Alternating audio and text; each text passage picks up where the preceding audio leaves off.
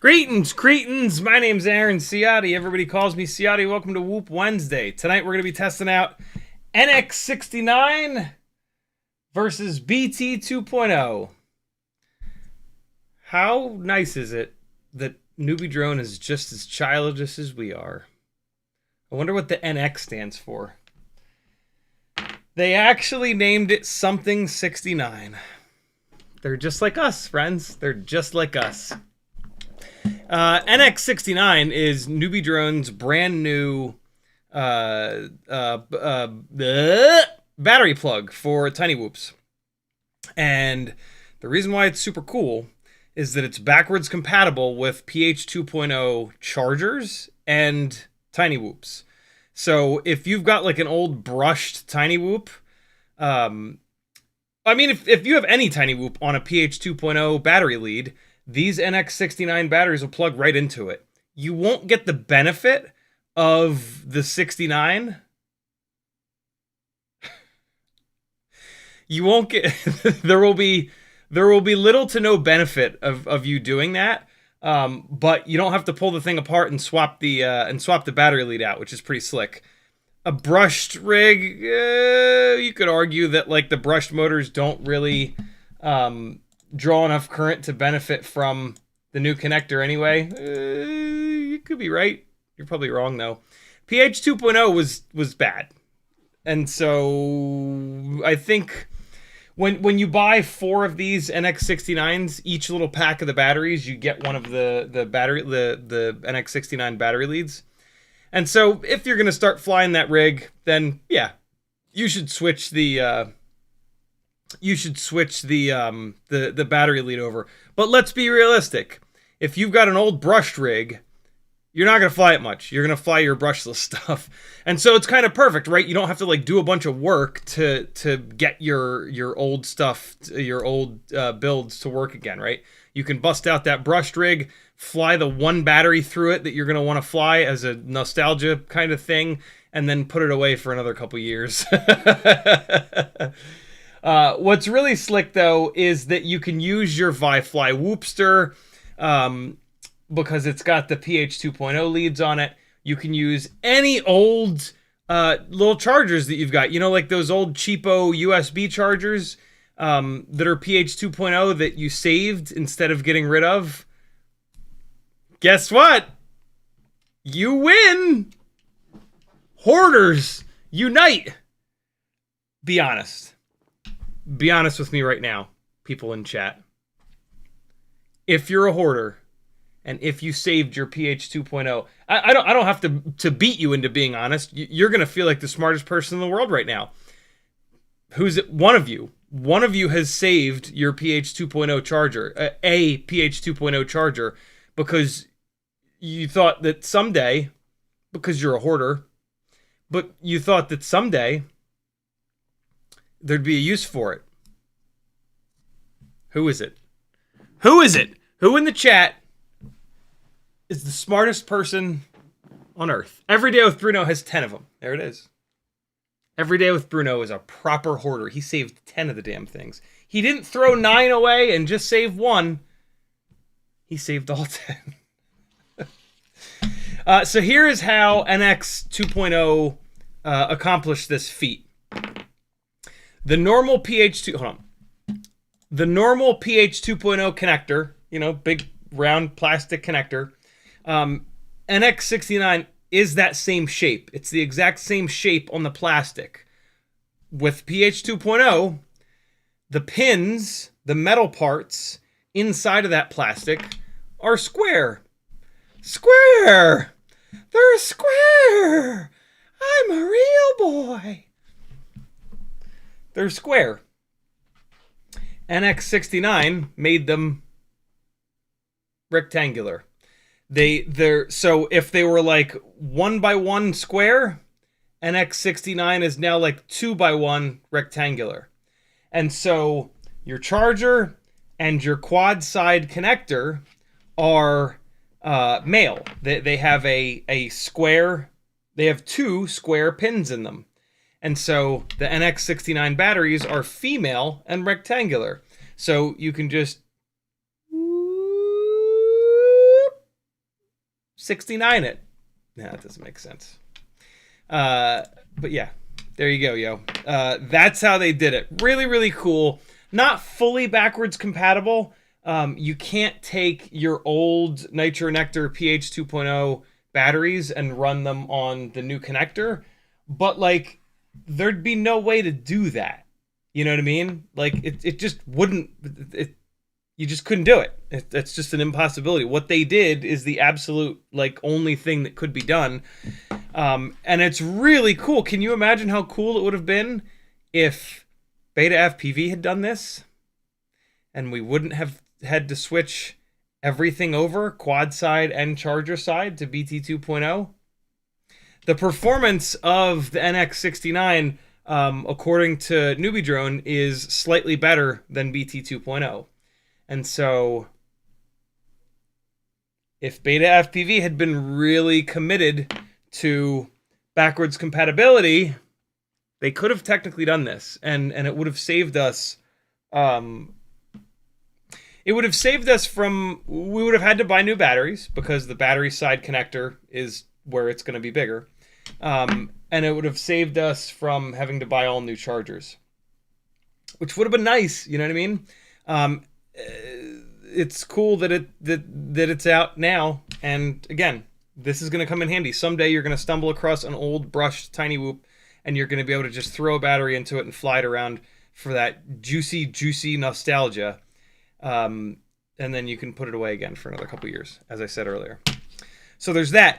Tonight we're going to be testing NX69 versus BT 2.0. WeBleed FPV was cool enough to send me over a bunch of fresh 300 mAh folded cell BT 2.0 batteries for a live stream that I did last week comparing year-old batteries that have been cycled a whole bunch of times to brand new batteries. And so I ran these batteries down, like, I think once, maybe twice, but they're absolutely brand new. And now I've got a brand new set of Newbie Drone 300 mAh folded cell Nitro Nectar Gold NX69 batteries. So many goddamn numbers and digits and all the things. And so I've got fresh BT 2.0s, I've got fresh NX69s, and we're going to test them against each other. What's happening here? Charging? Why is it not giving me the MAH? What's happening here, little fella? Oh, there we go. That was weird. And so yeah, it's the perfect time to test. You could make the argument that maybe the WeBleed batteries themselves, the cell itself, is better quality than the Nitro Nectar Gold, or you could make the argument that the Nitro Nectar Gold is better than the WeBleed. How are you gonna know? Nobody knows.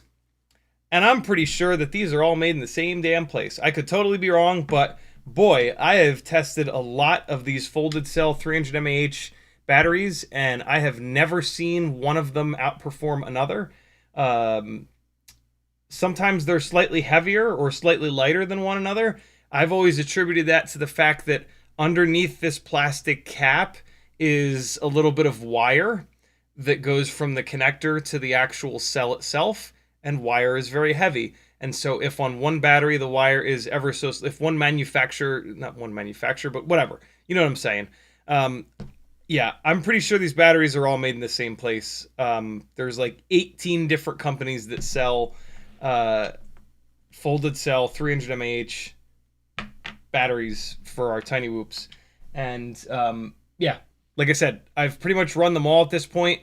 Many people have run them all at this point, and I've yet to see anyone say, yo, I found the secret one that's like way better. And if there was a secret one that was noticeably better, somebody would have figured that out. You know what I'm saying? In the chat, Sporny was first. The Bruce was next. Mike K, Frank Nicholas, Project Mockingbird, Matthew W, FizzPV, Morton Upshot, Bren Lugo, FizzPV again, Yukon FPV, Ugellin, Brent Anderson again, Mike K again, Hypnos, what's up, brother? Morton Upshot, Stan Dealey, great name.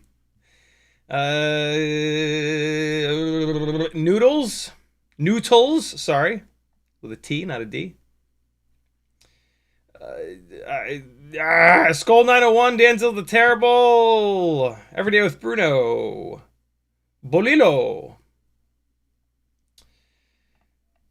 If you want me to read your name, tag me in a message or get here early, and I'll say hey. To tag me in a message, just type CiottiFPV. Start doing this with each other. If you're talking directly with FizzPV, type into your chat message FizzPV.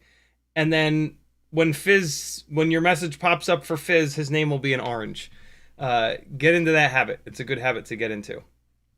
You can have PV tag me and said I got my 04 Lite and goodies from Flywoo today. Very cool. I got an email yesterday from DJI saying, yo, since 2 months is a long time for you to wait for your 04 Lite back, we're finally sending it back to you. It'll actually be here tomorrow. So yeah, it took 2 months, but better late than never. Damn it, my my 04 Lite is on its way back, and that's amazing because I'm still heartbroken from building up my frame for analog and then having it explode on that one live stream. My other prototype frame here, I've got this Tune RC Poly just waiting, and the 04 is going to go into this. So I'm going to do another build with my prototype frame that will never actually come into existence. Maybe it will. If I build it up with this and it's good and it doesn't oscillate to the moon and it doesn't like explode the first time I crash it. Also, I've sent one of the prototype frames to CMYK. Oh, I almost threw up. To CiottiFPV, and he's going to transfer one of his analog rigs over to it and do some testing. So the two of us will be he'll definitely be testing it. In theory, if this Tune RC or the 04 that DJI repaired don't explode, I will also be testing it.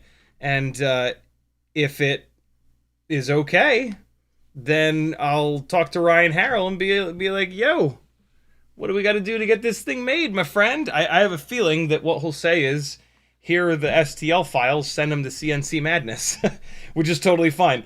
But yeah, we might have a nice and lightweight. Here's what it looks like. This frame is like 5 years in the making. There have been 3 different designers involved. I was actually doing work on getting this frame made back in the days before digital. I'm not kidding. This was designed specifically for analog and kind of specifically for the RunCam hybrid. But in Ryan Harrell's incredible wisdom, he convinced me to put 25 by 25 mounts on it. 1, 2, and then 3 and 4 front and back here. You can just kind of see them through there. And so, yeah, you can absolutely build this with a 20 by 20 stack analog, a little bit of space in the back here for a ELRS receiver and a little tiny analog VTX. Or what I'm going to do on this build is 25 by 25 Tune RC, 03 Lite on top of it. Away we go. I'm sorry, 04 Lite rather on top of it. And yeah, and then I just have to throw the receiver in the back and away we shall go. So this is kind of exciting. Good motor protection. I don't know of a single micro frame that has even remotely decent motor protection. This is one of the biggest things that I wanted from a micro frame that none of them had.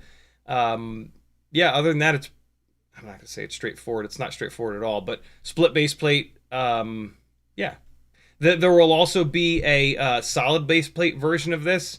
Maybe even you get both setups. You might get... no, it'll be 2 separate builds because the split base plate version here doesn't need any kind of a sandwich plate, and the solid one-piece base plate version does need a sandwich plate. So you should get the split base plate version. It gives you more room for the camera, which is why we did it, because the original plan, this was going to be actually one of the first split base plate frames in existence. That's how old this thing is. The thought process was that the RunCam hybrid is a really tall camera, and it needed 28 millimeter tall standoffs to get any substantial up tilt on it, because it was a double lens camera. It used one sensor and one lens on the bottom for HD and another sensor and lens on top for your FPV. And so that was the original reason why this was going to be a split base plate design. But, you know, nowadays a lot of frames are split base plate, and there's kind of good reason for it. It lets you, so you smash the living balls out of the front bottom plate, right? Every single time you nose into something. And so the front base plate is really thick on this. I think it's like 3 millimeters thick. Well, the rear base plate, you don't really smash, if ever. And so that's nice and thin. And so it allows you to, you know, have thickness where you need it and save some weight where you can save some weight. And then it also allows you to not run like that sandwich plate that we always run down the bottom for the extra strength on the arms. So yeah, we'll see. We'll see how this thing crashes. I'm super interested. And I'm going to crash the living hell out of it. Probably breaking this 04 Lite again. But that's okay. Because that's what we do. We break shit here. If you're new, we break things here. We see how long they last. We test a lot of stuff. This is my full-time gig. If you like this kind of content, if you like somebody that's willing to go through the hell that is testing and destroying and smashing and reporting back to you with the results, head on over to CiottiFPV.com, and the best way that you can support me is to join my Patreon. There are other free things that you can do. Click the thumbs up here, subscribe to the channel, tell your friends. I got a whole bunch of affiliate links over on CiottiFPV.com. Look, it's 2025. You should be using an affiliate link every single time you buy something from a website. Tell that website that you have this content creator that you like, and that website will like potentially send them more stuff. You'll make them a couple pennies each time you do that order. Easiest way to do it is to replace all your bookmarks. So don't have like a regular Amazon.com bookmark. Replace that with anyone's affiliate link. If you don't use bookmarks and you just go into your URL bar and you type AMA and it suggests the rest of Amazon.com, remove that suggestion. Type AMA, it'll give you the suggestion. Remove that suggestion. Sometimes you got to click a little X over here. Sometimes you got to right click it. And then hit someone's affiliate link for Amazon.com a couple of times in a row. That'll tell your browser that when you type AMA, you actually want to go to that affiliate link. Now you don't have to worry about it. Every single time you check out from a website, it wipes that affiliate link. Or if you use Honey, it wipes the affiliate link anyway. So don't use Honey. They're an evil company that's stolen millions and millions and millions of dollars from content creators. Yeah, pretty much every website has an affiliate program. So if you're going to order something on the internet, grab an affiliate link from somebody, drop it in, and you'll be supporting people that make stuff that you can watch here on YouTube for free. You can also buy something from my Etsy store, my Teespring shop, which includes this shirt with Clam Man, reminding you to never give up. There's all kinds of other good stuff over on CiottiFPV.com. Hit it, go there, click some buttons, and I'll keep doing this. Cool? But yeah, Patreon is the best way that you can support me. You can get on there as little as $3 a month. It's 10 cents a day. That's like a tiny little bit of money, but when a whole bunch of you guys do it, it makes a massive difference. And it's literally the only reason that I've been able to do this full time for the past like almost 4 years. With the economy getting decimated, it's becoming harder and harder. So if you have a few dollars and you want to save yourself some money in this hobby, I guarantee you I will save you more than $3 a month by telling you what not to buy, right? The second that I tell you not to buy anything made by HGLRC, you save yourself $50-$60 because it catches on fire. You save yourself $50-$60 on a flight controller or an ESC from them that might have burned your entire house down. And then, hey, $3 a month sounds like a good deal, eh? Help me keep doing this. Support me, and I'll keep telling you what sucks and what doesn't suck. Cool? The quad that we're going to use tonight is the Newbie Drone Race V2. This is absolutely bananas. This is a hardcore racing rig. I don't know if I can really suggest this for freestyle. It's a lot, and it's not going to be the most durable rig. I just got back from Castle Crash. My voice is finally kind of recovered. The Newbie Drone Hummingbird V4 is the one rig. I brought 4 65mm tiny whoops, and the only one that survived was the Hummingbird V4. I ran NX69 batteries on it the entire time. I pounded the ever-living shit out of it, and it just laughed at me. If you get a Hummingbird V4, change the canopy. The canopy that it comes with is extremely heavy, and I've not found that harder plastic that they use to be all that durable. There are all kinds of really good canopies that you can download if you have a 3D printer. If you don't, I've got a ton of canopies over on my Etsy store that you can buy for $5 whole. This is Quad 6.6's canopy. You can download this. If you're interested in this canopy here, which is really, really good, this thing held up really well. Just go to any of Quad 6.6 here on YouTube's videos, and there'll be a link to where you can download this canopy. You can send them a couple dollars, or you can not send them a couple dollars. Show them some love. You can send them $1 for the canopy. Do that at the very least. And yeah, this canopy held up really well. I've got some Brain canopies on my Etsy store that will work extremely well for this. I've also got a McStinky canopy, which will work a little bit less well than the Brain canopy, but it still will work. The reason that I say that is that there's a UFL port on this Hummingbird V4 AIO that is very slightly offset. The McStinky canopy sits really low, and so it basically sits right against the AIO, and so that UFL port is going to make the McStinky canopy just ever so slightly sit a tiny bit sideways. The Brain canopy is on these like posts, and it puts the camera up high, so it doesn't touch the AIO at all. But if for some reason you don't like the Brain canopy, the McStinky will absolutely work. And I mean, you could very easily put like a tiny piece of foam under here next to the UFL, and that would flatten it out. There's all kinds of things that you could do to make this work with a McStinky. If there's some other canopy, if you don't have a 3D printer, but there's some other canopy that you're interested in, just buy one of those other canopies, and in your note on the Etsy order, say, yo, Ciotti, here's a link to Thingiverse for the actual canopy that I want you to print, and then I'll print that out for you. Let me know what color you want. Well, when you order a canopy from me, it forces you to drop it down and select the color, so you'll have selected the color. But yeah, on my Etsy store with the 3D print stuff, I can print whatever you want. You're paying for my time, you're paying for wear and tear on the machine, and you're paying for the cost of the filament. So if there's, so also I have like GoPro mounts on the Etsy store. Those are a little bit more expensive because they're bigger, more material, right? More time on the printer. And so like if there's a GoPro mount that you want me to print, just buy the GoPro mount that's on my Etsy store, and then in the note say, yo, actually print, I want you to actually print this one, and away you go. Make sense? Cool.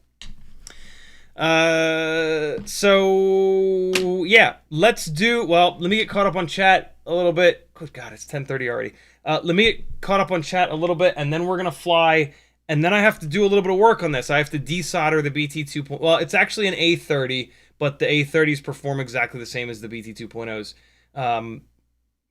On second thought, let's fly this. I've got 4 of each battery charged, so let's fly 4 BT 2.0 batteries on this, get that out of the way, and then while I'm desoldering this lead and soldering on the NX69 lead, I'll get caught up on the chat and we'll talk some shit. Cool? My transmitter is nowhere to be found. I'm still not unpacked all the way from Castle Crash.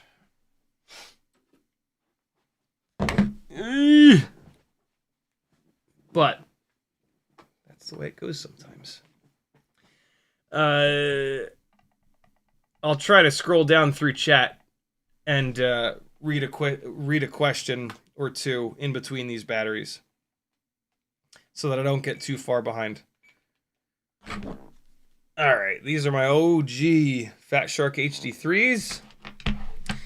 So, Newbie Drone Hummingbird Race V2 A30 connector, which is what it comes with. The only thing that I've done to this rig is change the camera mount.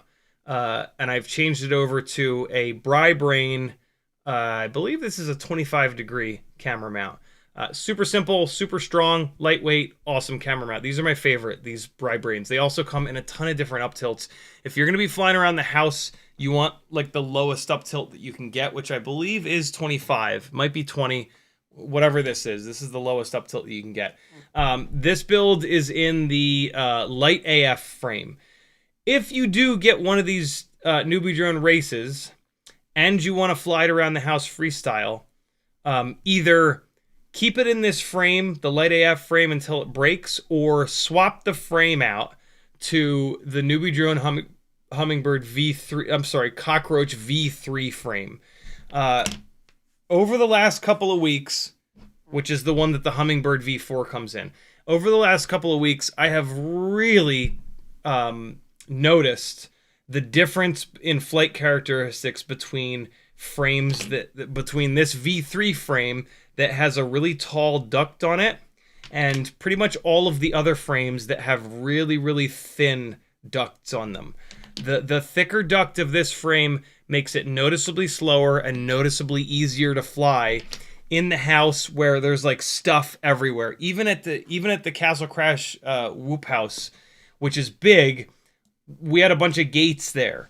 And this Hummingbird V4 was the best rig that I flew the entire time because of this frame and because of the extra control that you get from the taller ducts.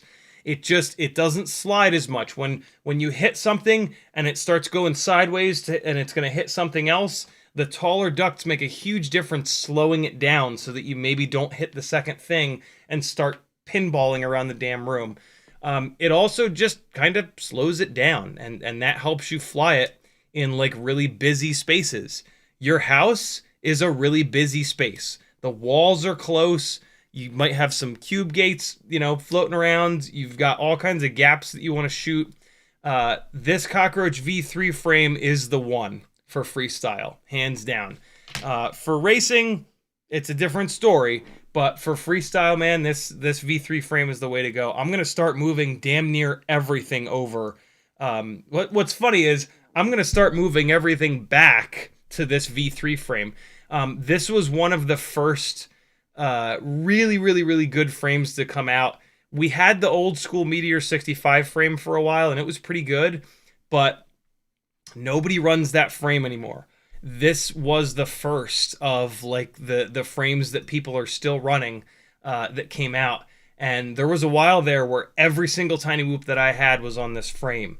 And then when the Lite AF came out, I moved some stuff over to that. When the Air 65 V1 frame came out, I moved some stuff over to that. That didn't last long because it was so fragile. Lately, the Air 65 V2 frame came out, and I moved a few things over to that. It is super durable, but it's got very skinny ducts, and so it's super loose and super slidey, very hard to fly inside the house. If you're a racer and you're looking to shave tenths, those frames are actually what you want. So the Lite AF frame or the Air 65 V2 frame are probably going to be what you want to go a little bit faster. They are going to make it harder to fly, though, because it is going to be more sort of slidey. So, fair warning. Morning Upshot says, is it just me or Ciotti dissing us? I think it's because I started a little bit late. Sorry, friends. Project Mockingbird says, PH 2.0 Gold, you'll get 14% increase in performance from Rosser's tests. Yeah, Newbie Drone put out a gold-plated version of the PH 2.0. I didn't realize that Chris had tested that. That's a pretty big increase, 14%. From just the gold-plated connector. But it's still PH 2.0. I tested that gold PH 2.0 versus BT 2.0 a while ago, and it couldn't hold the candle to the BT 2.0. UCanFPV says, also got my Gangly fan and other goodies. Thank you. You're certainly welcome. UCanFPV is talking about the giveaways that I do on the first Monday of every single month. That's one of the benefits of joining my Patreon.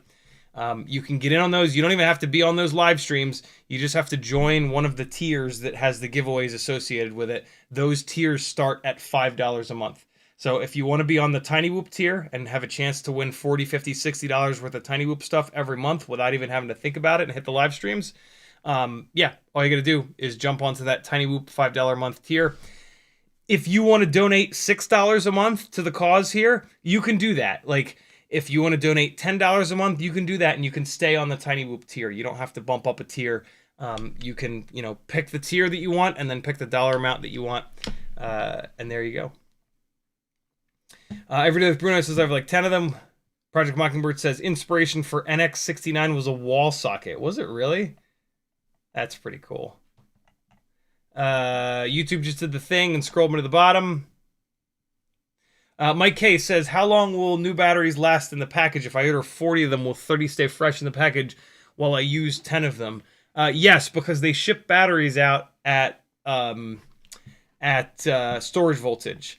And the battery testing that I did last week or the week before of year-old BT 2.0 batteries versus fresh BT 2.0 batteries, The really surprising thing was that because I stopped over discharging my batteries a couple years ago when I realized how quickly that kills them, and I started landing at 3.5 volts, which then bounces up to 3.8 volts when you unplug it. Hundreds of cycles on these batteries, and they still performed unbelievably well. And that's a year's worth of cycling over and over and over and over and over again. So keeping batteries at storage voltage makes a huge difference. Almost certainly not over discharging them like I used to, and a lot of people still do with tiny whoop batteries, probably makes a much bigger difference. But still, storing batteries at 3.8 per cell makes a huge difference. Let's fly. Cole Power says, what are your thoughts on using AR glasses? It would be super cool. AR is oh my god, I forget what AR stands for. Augmented reality, right? They're basically clear glasses that that put a picture up not full screen, and so you can still see the world around you, but then they just sort of augment reality. Thus the name AR. I've thought, all right, so we're gonna fly these 4 batteries in. What's happening? Crash flip. Nope. Why is the LRS not connecting? I saw a demo of AR years ago where on someone's coffee table, their Minecraft world like exploded up out of the coffee table, and then they were able to walk around the coffee table and interact with their Minecraft world, which I just thought was the coolest thing in the entire universe. I was playing a lot of Minecraft at the time too. So here's how the testing's gonna work tonight. So yeah, if we could do FPV and AR, that would be insane. It would also feel more comfortable to kind of fly like that out in the world, you know? There's always that weird, like, fear that you're gonna get shivved when you're out flying in, like, a weird spot. So the testing is basically going to be, we fly 4 batteries in as normal of a way as possible, i.e., we don't like hammer the living hell out of 1 battery. Why didn't I just avoid the gate? Why did I just crash right into it? And so I'm going to try my best to not just do full throttle explosions for this entire live stream, because when you go into turtle mode, it runs the timer. And the timer is going to be one of the things that we really rely on here to see if there's any difference between these connectors. And so this is potentially going to be a little bit of a snooze fest for my flying tonight, because I'm not going to go completely insane all night. I am going to do some full throttle stuff like that, but I'm going to do a lot less of it than I normally do, because I'm trying to crash as little as possible. We are going to take 1 battery, and we're going to go upstairs and do a full throttle across the room explosion to see what kind of RPM that we get, which is going to be another big part of this test. Actually, we'll do it twice. I'll do that on batteries 2 and 3 here. And that's going to be the other big way that we sort of test if one of these connectors has a legitimate advantage versus the other. Again, this is a newbie drone Hummingbird Race V2 with HQ 1.2 by 0.9 by 3 propellers on it. We will not be changing the propellers because that would completely invalidate the test. Whew, shit. And we're going to try to land at basically the same voltage, which it looks like is going to be 3.4 per cell. It looks like I don't have the warning set up on this rig to come on at 3.5. Basically what I'm going to do is wait until the low battery warning is flashing at like a cruise. And so this is not, and we're pretty much there. So at a dead hover, we're at 3.41, 3.40, and so that's it. Wow, look at that. 3 minutes exactly.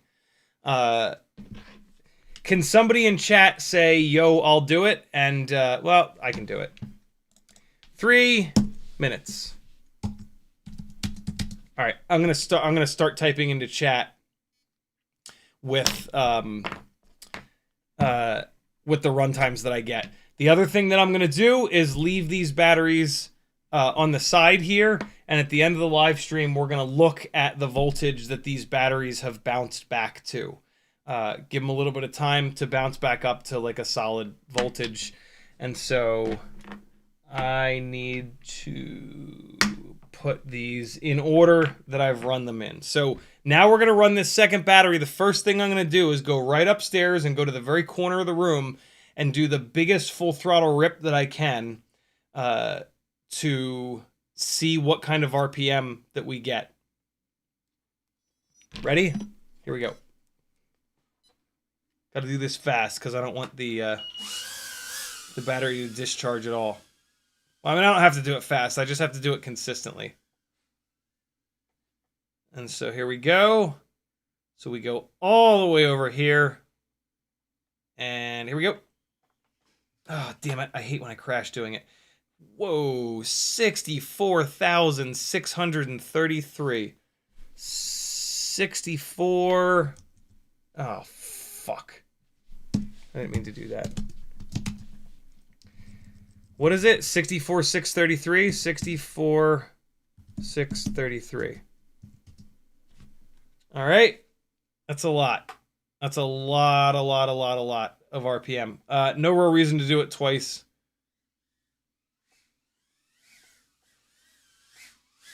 So this rig is on the newbie drone 0702.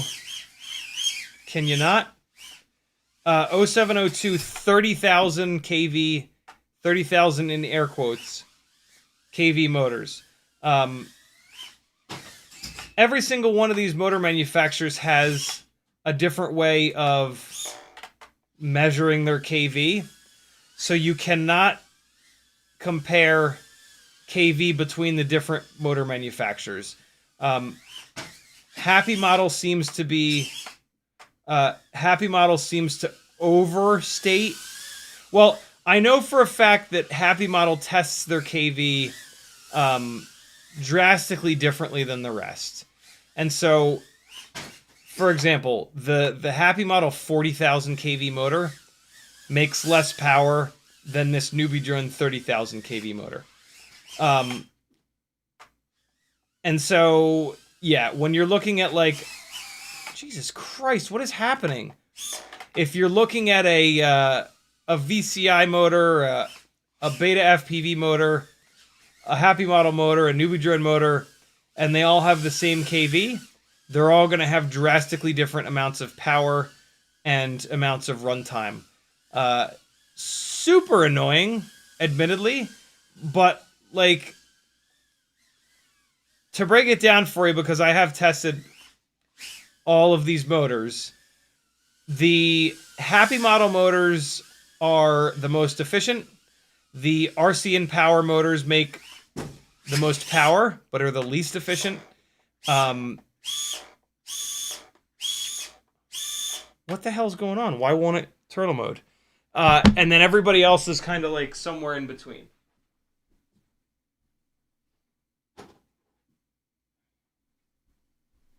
Teddy Spaghetti is on duty over here, trying to protect me from the evil Tiny Whoop.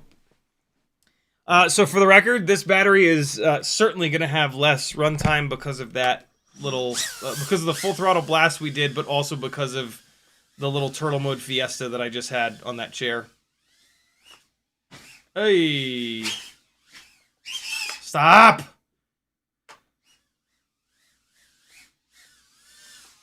All right, let's see. 3.41, 3.42. Let's fly it just a little bit more. That might be enough. 3.40, 3.41. Perfect. 2 minutes and 38. Yep. No surprises there. 2:38. All right. We're going to do another battery where we go charging across the room upstairs to get another RPM reading. Let's do that right now here. What are you doing, buddy? What are you biting yourself for? Stop it. Okay. Here we go. And there's a hair in the goggles that went right into my eyeball. All right. See if we can get 65,000 RPM this time. These newbie drone motors are really powerful. The newbie drone motors are pretty damn close to the RC and power motors for being absolute monsters. Here we go. Jesus. It just hurls across the room. 64,833. So 64,000 and change is what we're seeing from both of these motors. 64,833. All right, cool. So we've got our RPMs. We're just going to keep flying these last two BT 3.0 batteries. Oh my God!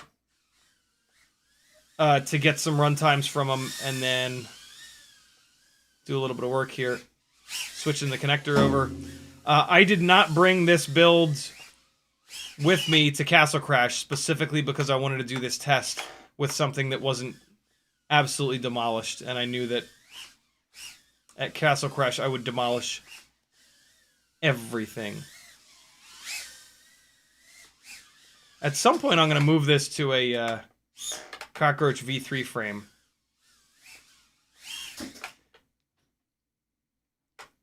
But I'm gonna wait until I break this frame. Can you not? What the hell?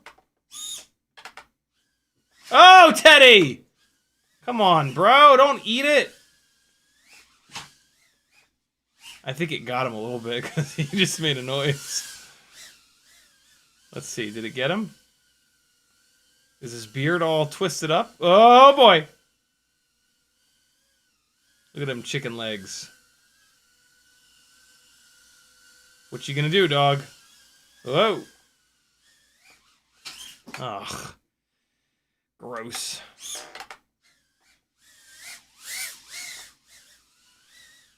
So that first battery I flew pretty kind of light. I've been flying a little bit harder since then. The first NX69 battery I will definitely fly. Woo! I will definitely fly a little bit lighter. The second battery and now this third battery is much more similar to the way that I normally fly. Hey. Oh, no. We're almost there. Oh, come on, man. Jesus Christ on a crutch. Where are we at? Oh, no, we got a little bit. We got a little bit to go.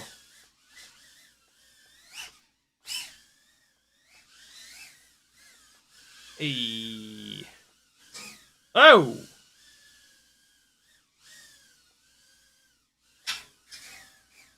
I don't think I have my throttle expo midpoint set quite right for this rig. 3.40, 3.41, there we go.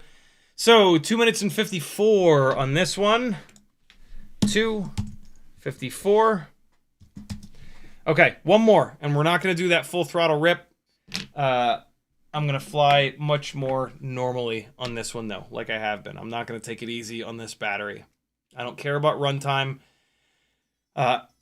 And frankly, you know, if one connector does have significantly less resistance, it's going to show itself more by pushing it harder.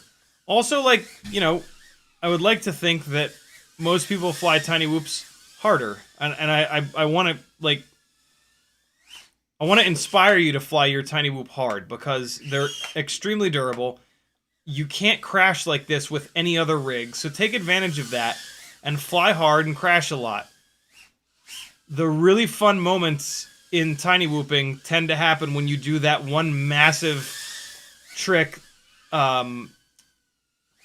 versus just like getting through an entire battery without crashing, right? Like it's much more satisfying to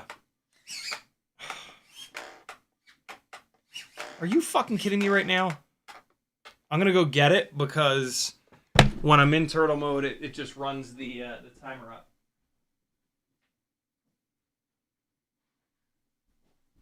So yeah, take advantage of that, man. Take advantage of the fact that you can crash the living hell out of these things and they don't explode. It doesn't cost you a ton of money and time to fix them.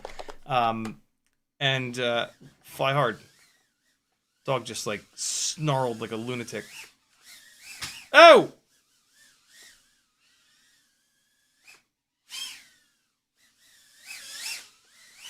Oh, I can't believe it just went through that gate. I was sure that it was going to hit the ceiling.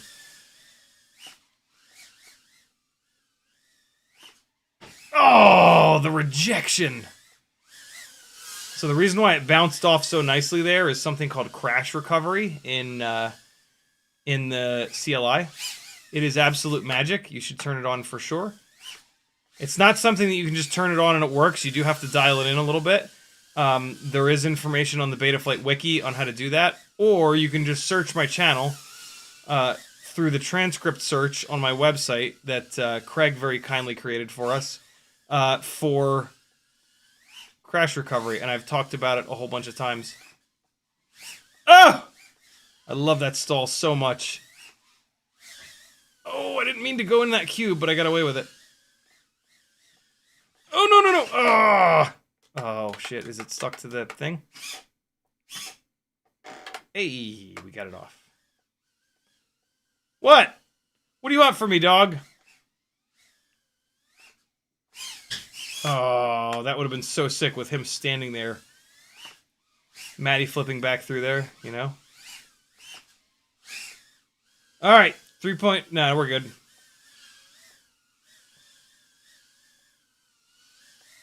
Hey. So my initial guesses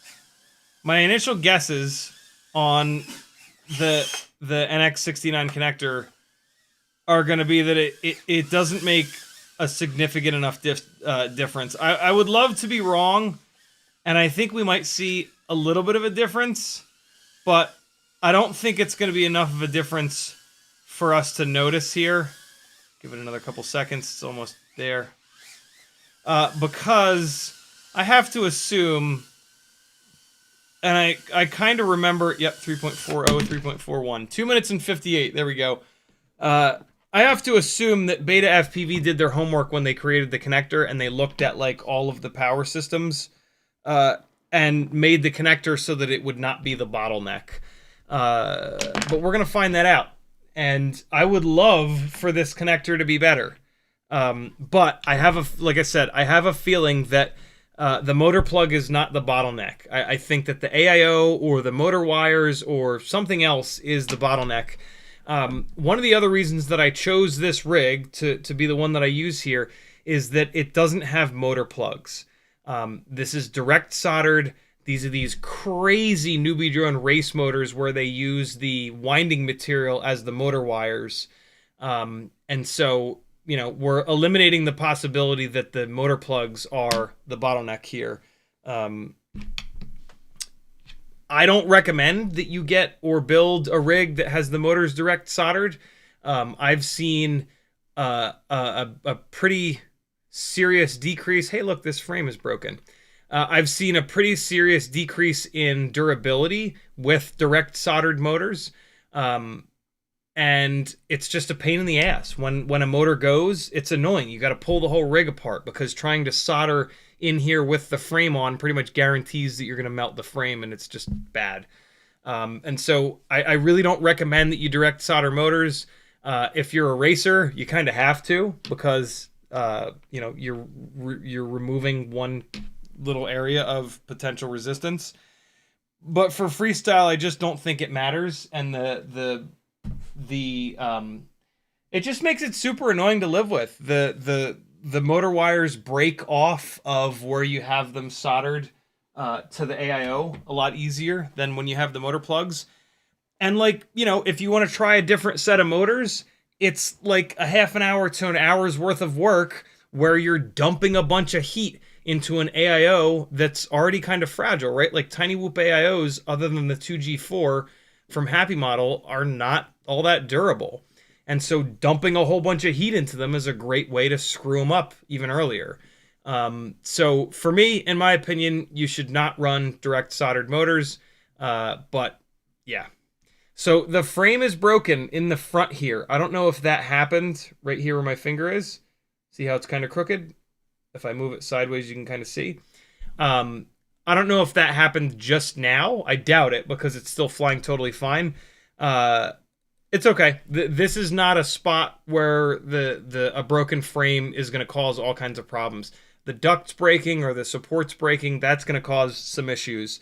But yeah, this little spot here is no big deal.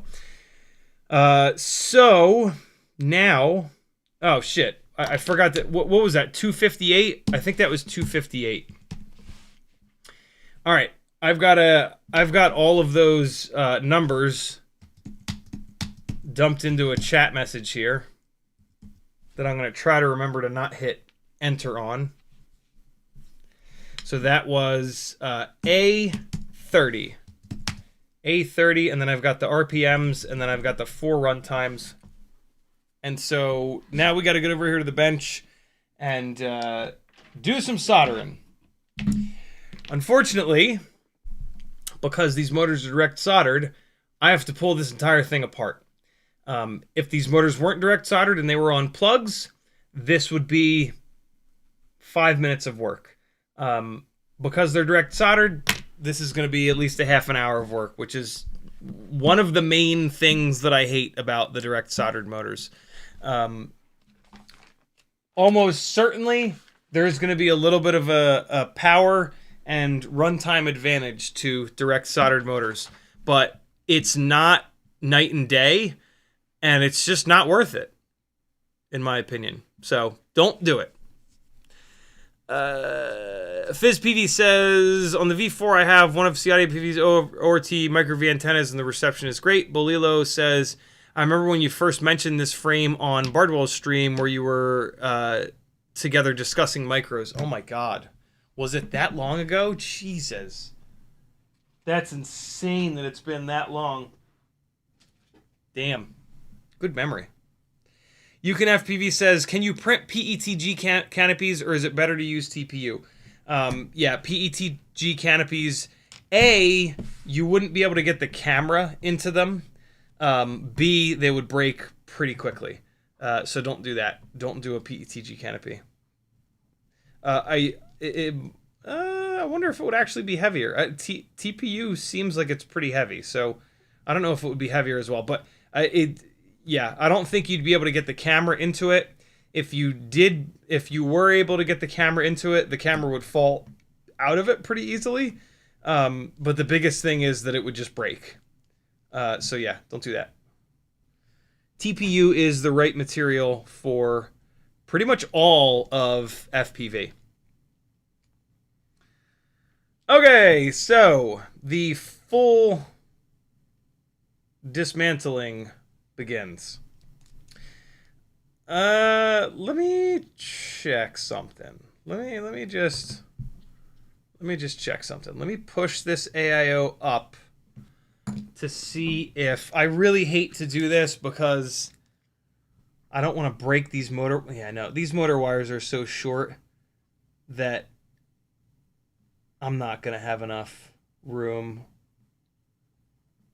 I mean, I have to push it up and off the posts anyway. So let's just do it and see if I can somehow get just barely enough to confidently solder this without melting the frame. Oh, yeah, no. I mean, like, I might be able to pull that off, but let's try it. Let's try it because it's going to save me so much time. And with the OmniFixo, I might actually be able to make this work. Speaking of the OmniFixo, it is still packed. Hold on a second. All right. Yeah, let's give this a try because like pulling all these motors off is going to take so much time. All right, let's see what we got here. So this is the OmniFixo. It is well worth the 20 or 30 bucks that it costs. This is the absolute best. Just right now, throw any other helping hand setup that you have away and buy one of these guys. They are so worth it. I don't have an affiliate link or anything like that. It's just so good that you need it. You really, really do. It's the absolute best way to work on all FPV stuff, not just micros. It's really, really, really good. Like, stupidly good. Shockingly good.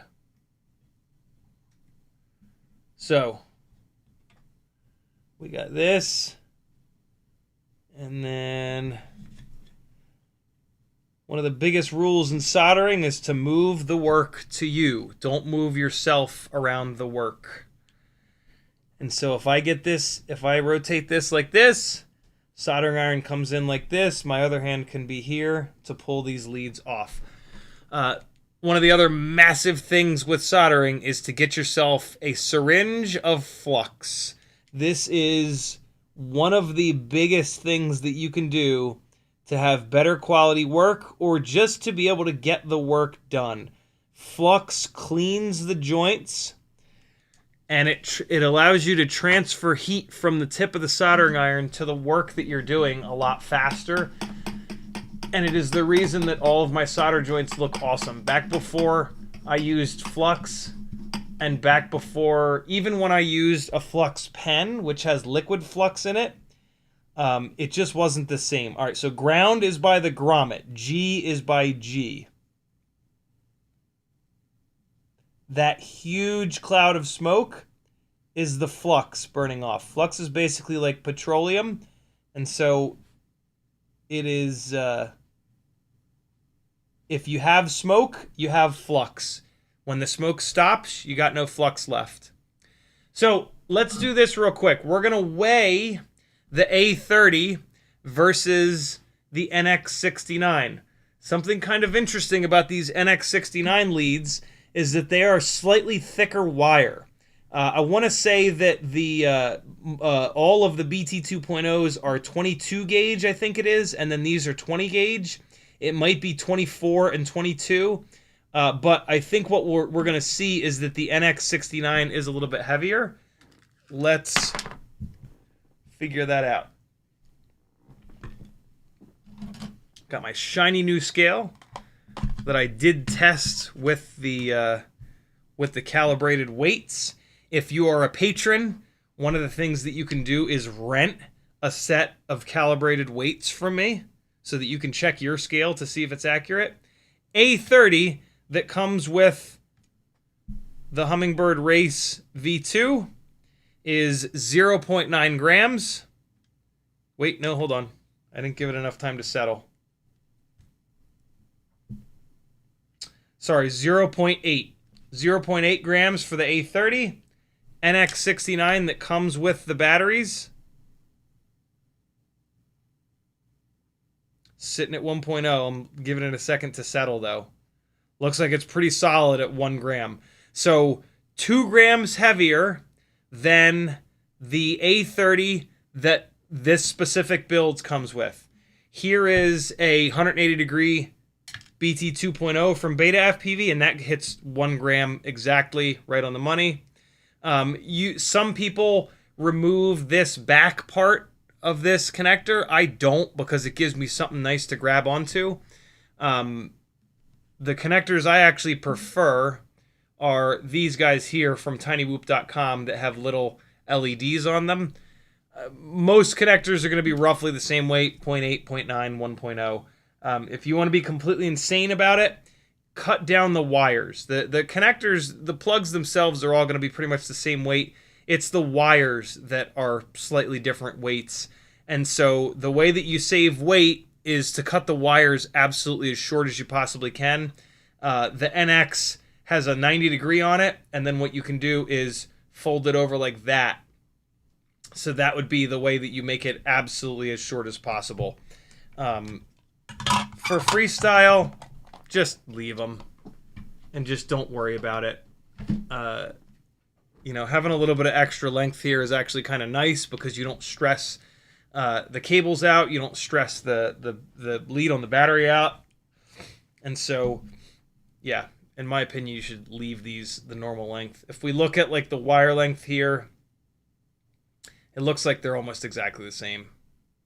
It's hard to measure that because this is a connector that I've like folded these over really hard, kind of ugly. This is a connector that usually the wires come straight out and then they loop over. But yeah.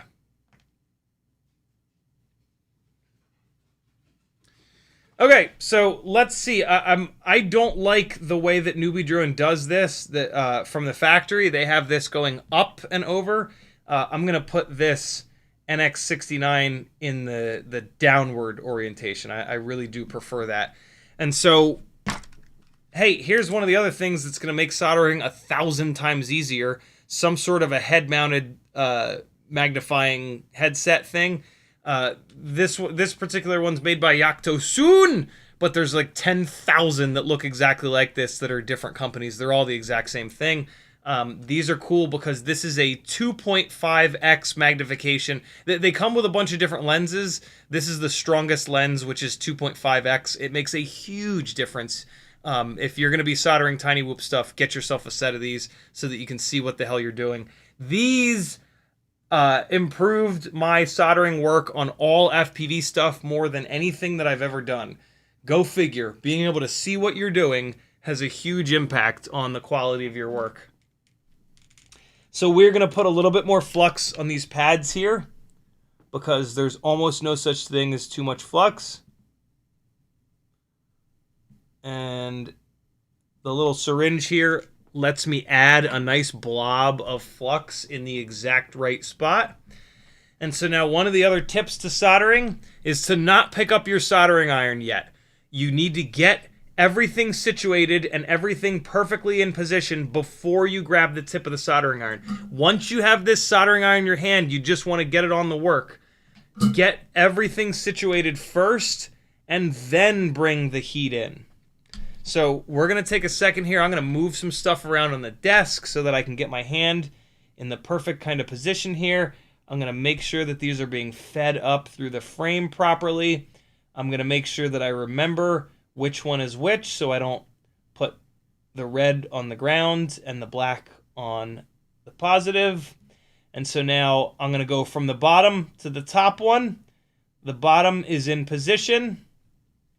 It is now out of position because I moved my arm on the desk. That's okay. Get it back into position and make sure that it's static. Make sure that you're not going to move when it's on there. I'm now going to take just a tiny little bit of extra flux and I'm actually going to put it on the wire itself. Flux everywhere, my friends. It's magical. Now I'm going to take the soldering iron out of the little stand and I'm going to clean it. That's the clicking that you're hearing. It's me cleaning the tip of the soldering iron in the little brass stuff. It's like steel wool, but brass wool. All right, take your time. Make sure it's in position, and now we can bring the heat in.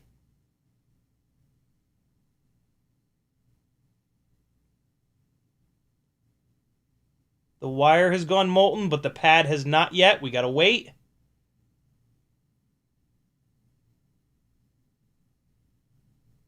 All right, and now that's too long. That was a little too long to wait there. What I'm gonna do is I'm gonna pick up a little bit of solder on the tip of the iron, and I come back in. And now that did the trick. The pad is molten. Push the wire into the little pad and remove the heat. Stay real still. Don't blow on it. Don't talk to chat. Now this board has a bunch of heat in it Let's just go right over to the ground pad, the ground wire. Get it in position, bring the heat in, push it into the pad, give it a split second.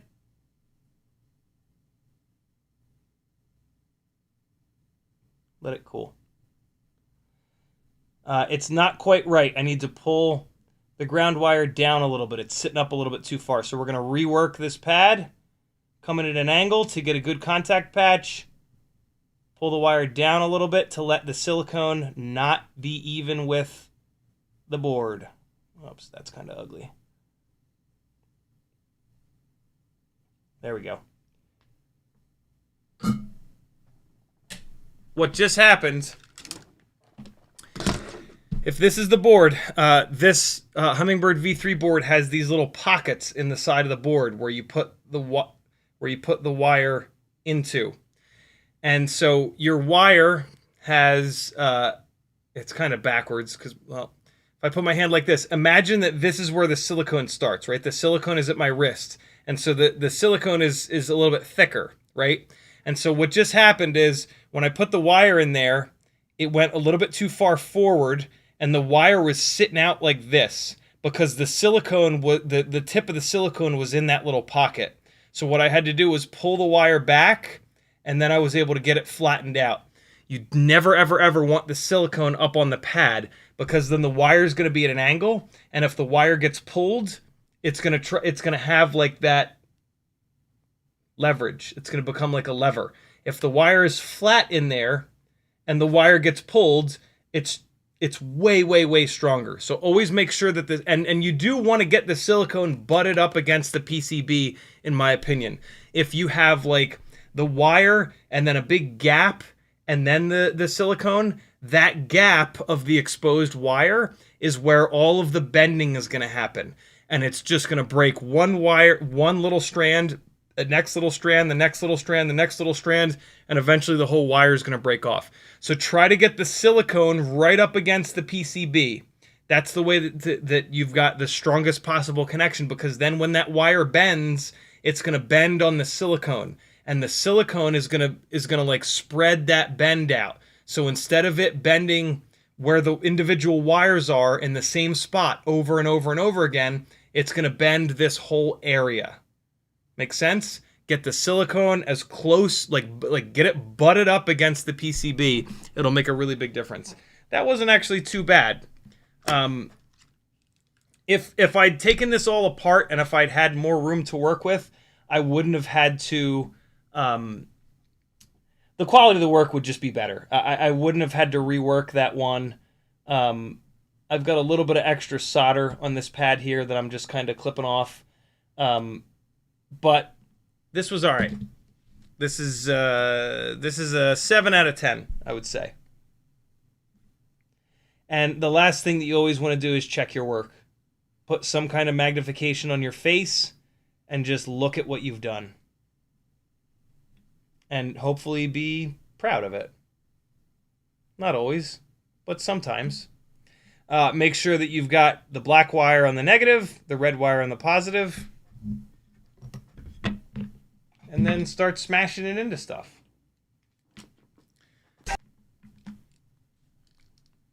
Let's see if this camera wants to focus. Nope.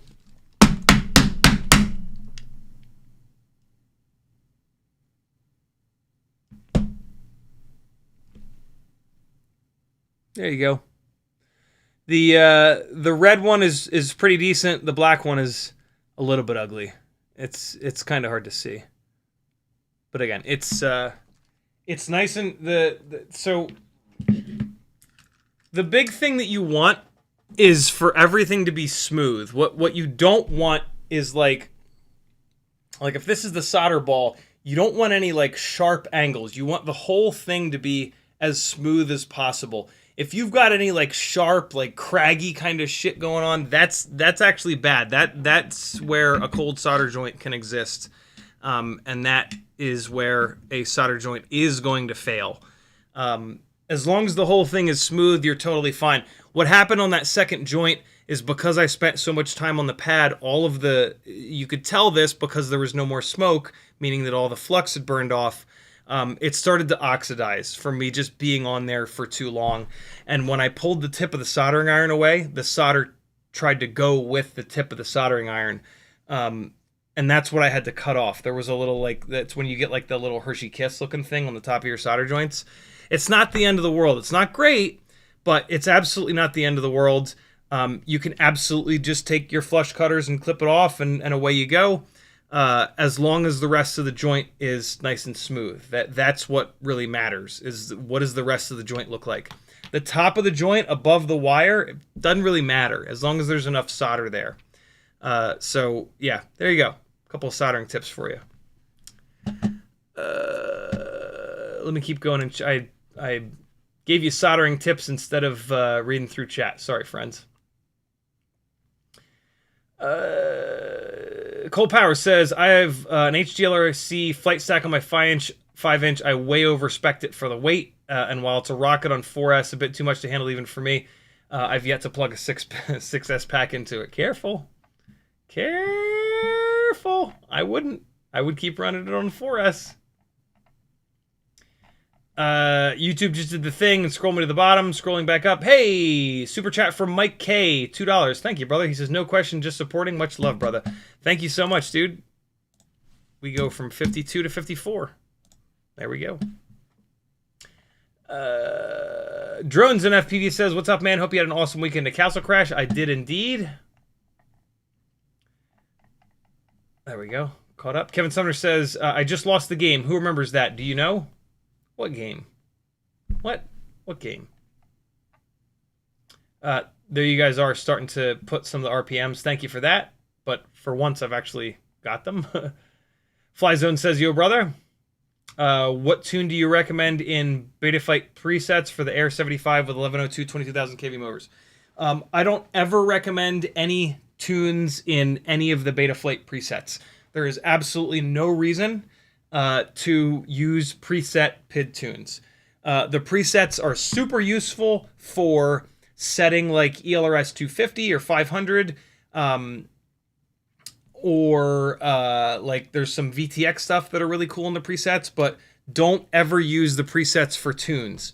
A tune preset is set up perfectly for a pilot that's not you and a quad that's not yours. Even if it's the same exact build, right? Even if you sit there and you copy that person's build exactly, they live in an area that has different air density than you. They live in an area that has different temperature outside than you. They fly differently than you. It's just not a good idea. Tuning is so unbelievably simple nowadays with the sliders that there is absolutely no reason to limit yourself and to run a tune that's going to be significantly worse than what you can do in about 5 minutes with the Betaflight sliders. You go down to the master multi. If you're completely afraid of tuning and you can only handle one single slider, you go down to you fly your rig, you make sure everything is performing normal, it's not making any weird noises, it's not trying to fly away. You take the master multiplier slider, you move it from wherever it is up by 0.2. So if it's at 1.0, you move it up to 1.2. You fly the rig again, you make sure everything is cool, you make sure it's not flying away, it's not making any weird noises. If it's bigger than a tiny whoop, you make sure that the motors aren't getting hot. You move that slider up another 0.2. 1.2 to 1.4 maybe. You fly it around, you make sure the motors aren't getting hot. On tiny whoops, the motors don't get hot, so you have to like look and listen for it to start acting weird.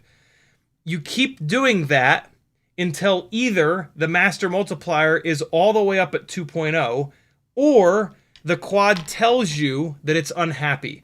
It starts making weird noises, like you hammer and chop the throttle, and instead of the motors going and doing exactly what you tell them, they go like full and then they go down and then they go back up. Weird things start happening. It starts to sound different. It starts to fly different. It tells you that it's unhappy. At that point, you've gone a little bit too far. You back the tune off. If you were at 1.6, you back it off to 1.4, and that tune that you've just done in no time with no effort is 1,000 times better than any preset will ever be, even if that preset is specifically for the exact build, because the presets are not you. You did not create those presets. And then you're good to go. You've got a custom tune. If you want a bleeding edge of performance tune and you want like no leeway to crash and beat propellers up and beat motors up, instead of moving the tune down by 0.2, you can just move it down by 0.1, but don't do that. When you get to the bleeding edge of the tune, there's so little to be gained that it really doesn't make any sense giving yourself no leeway there. So move it down by 0.2, and then when you start beating up motors and props and stuff, you won't have to retune it. And that's it. I did a little hour-long live stream at Castle Crash, and I talked about that tuning method. Callie went out and did that method right afterwards and was like, yo, that's amazing. That's so good. Everybody I've ever done that tuning method for has been like, oh my God, that's amazing. What the hell? Why? Why is that so easy, and why is everybody not doing it? If you can handle 2 sliders instead of 1, instead of using the master multiplier slider, what you're going to do is use the very first slider first, the D-gain slider, and you're going to move the D-gain slider up, you guessed it, 0.2. So if the D-gain slider is at 1.0, you're going to move it up to 1.2. Fly it, make sure it's not acting weird, bring it back, and then you're going to move the D-gain slider from 1.2 up to 1.4, but you're going to take the second slider, the P and I gain slider, and you're going to move that up to 1.1. The ratio of D gain to P gain is very important. And the stock Betaflight ratio is basically set up for racing, not freestyle, not cinematic. Freestyle and cinematic benefits from more D gain. And so what we're doing here is we're fixing that P to D ratio and making it a little bit better, in my opinion, for freestyle. D gain is what eats prop wash. P gain is what makes a quad really reactive. In freestyle and in cinematic stuff, it's way more important to eat D gain, to eat prop wash, than to have something that's razor's edge. And quite honestly, if the quad is razor's edge, the footage kind of looks stupid. And so now at this point, you're at 1.4 on the top slider, 1.1 on the bottom slider. Fly it, make sure all is well, come back, and you keep that ratio. Now that you've got that 1.3 to 1.0 or 1.4 to 1.1 ratio, you've got a ratio where the D-gain slider is 0.3 above the P&I slider. You keep that ratio, and you do the exact same thing. You were 1.4 to 1.1, you go 1.6, 1.3, 1.8, 1.5, 2.0, 1.7. If you get to that point where the D-gain slider is all the way up at 2.0, now you go down to the master multiplier. Although, to be honest, at that point, the tune's going to be so aggressive that you're going to be happy with the way it's flying. But if for some reason, like, if you're flying a rig that, like, has really shitty response time, like propellers that are way too heavy for the sizing of the motor, you might at that point need to go down to the master multiplier, and now you start moving that up. Well, this way for you guys. You start moving the master multiplier from 1.0 to 1.2 to 1.4 to 1.6. And then at some point, the quad's going to tell you, hey, I'm unhappy, you've overtuned me, back me the fuck off, and you back it off by 0.2. And that's it, my friends. That is how I tune. Every single rig you've ever seen me fly has been tuned in that same way. There's a couple that have like a little tweak here and there, but 99% of the tunes that I have on these rigs, every single one of the tunes that I have on my Tiny Whoops were done in that exact same way. I've shown this live on stream a whole bunch of times if you want to see me do it, but it is just that simple. Stop being afraid of tuning. It is super easy. It is super straightforward. There is no reason not to grab that master multiplier and just start pushing it up until the build tells you, yo, too much, bro. Either hot motors or weird noises, or literally it just flying away. Cool? These WeBleed batteries, I'm going to plug them into the charger and see what... Actually, no, I'm going to do one better. I'm going to use this little guy to show you the voltage that they're at. So the first battery that I flew is at 3.79. That was the battery that ran for 3 minutes exactly. The second battery that I flew is at 3.78/79. That's the one that ran for 2 minutes and 38 that I did the big full throttle blast, and then I sat it full throttle in turtle mode when I couldn't get it out of the chair and I was being a stubborn bastard. Third battery I flew was at 3.76. That's the one that ran for 2 minutes and 54 seconds. Fourth battery I flew is at 3.77. I'm going to add this to my chat comment. 3.77. Now I'm going to do these backwards, because why not? 3.76. Oh, you're going to love this. Data. Actual data. Get in there. 3.78, we're going to call it. 0.78. And then the first battery was what? 3.79, I think, right? 3.79. There we go. All right. Cool. 4 fresh WeBleed batteries down. Time for 4 fresh Newbie Drone Nitrodector Gold NX69 batteries. Unless I soldered this plug on wrong, in which case this rig is going to explode. Hopefully not. Transmitter. Fat Shark HD3s. Here we go. Who's excited? Jason Levin says, I kept the stock Hummingbird RS canopy and tied it to the frame with dental floss, lowering the camera angle. Very cool. Kevin Sumner says, TPU and PETG are about the same density. ABS and ASA are about 15% lighter. Interesting. Islander FPV says, a little strip of aluminum foil wrapped around the frame keeps you from melting if you touch the frame with a soldering iron tip. That's an awesome tip right there, dude. Good call on that. C-Joe says, Flux, yeah, also use leaded solder. That helps a ton too. Yeah, leaded solder is important.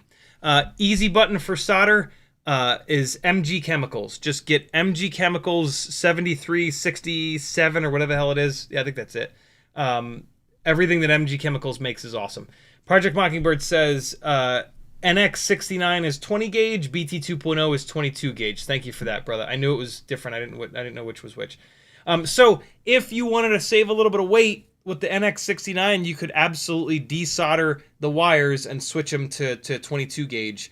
You know, Jason Levin says 20 gauge actually helps improve performance. Butterfly FPV tested it. Yep, Butterfly FPV has been encouraging people to go to 20 AWG for a long time now. Very recently, though, I hadn't heard him mention this before, but very recently he said, hey, there is a legitimate weight difference between the 20 and the 22. So if you want a little bit more power and you're willing to stack, and it's like, I think he said it was 0.2 of a gram, which is pretty much exactly what we saw on the scale, NX69 versus BT2.0. And so, you know, decide, do you want little bit more power and efficiency, but a little bit more weight, or less weight, a little bit less power, a little bit less efficiency? I've never had an issue with, I've never felt like I was being held back by the regular BT 2.0s that have the thinner wire. I think unless you're on a really overpowered rig, unless you're on like, you know, big power motors, maybe like a 75 millimeter rig, right, with like 33,000 kV, 0802s. I think it's really, really, really splitting hairs. I don't think it's worth it to really go bananas changing the motor wires out. Whoop Fox says, I'm building a lite AF frame, got a happymodel AIO, NBD BIV2 cam coming. Do them canopies you are using work with that cam, and do you sell them on your store? Yep, and yep. I have canopies on the store that work with all the cameras. Atreides is in the house. What's up, brother? He says, so many people do not realize those details, but yes, very important. That was at 11:17. I wonder what we were talking about at 11:17. Stickflick FPV with a 1999 super chat. Dude, thank you so much. Incredibly generous. He says, because I'm late to the chat, keep doing what you're doing. Thank you, man. Very cool of you. Very, very cool. FizzPV says, are happymodel motor plugs the same as BetaFPV? Yep. Everybody's motor plugs are exactly the same other than Newbie Drone. Newbie Drone uses these silly, slightly smaller motor plugs, which are admittedly kind of annoying, but the Hummingbird 0702 30,000 kV motors are awesome. And so if you have a Newbie Drone rig, run these motors, and it doesn't matter that they use the silly plugs. Yeah, these motors make mega power. They are a little bit less efficient than happymodel motors, but just buy more batteries, yo. It's super quick to change the batteries out of these things, and the motors that make lots of power, that charge through batteries, you get lots of power. And so, yeah, just buy more batteries, yo. You're going to use the batteries anyway. You might as well have more of them. They don't last super long.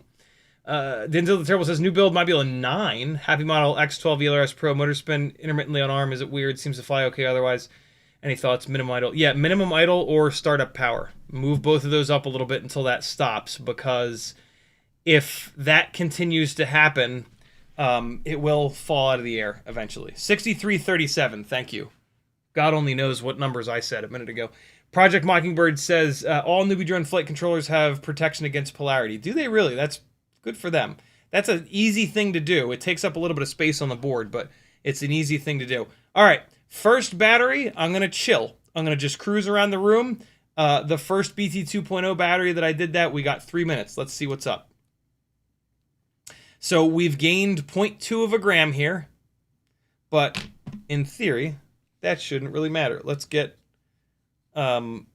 these goggles powered up. That shouldn't matter because we've got a plug that's a little bit more, that has a little bit less resistance, and we've got wires that have a little bit less resistance. So let's see. So this is going to be our chill battery. I've woken Teddy up. He seems to be very upset. We did do a couple full throttle blasts.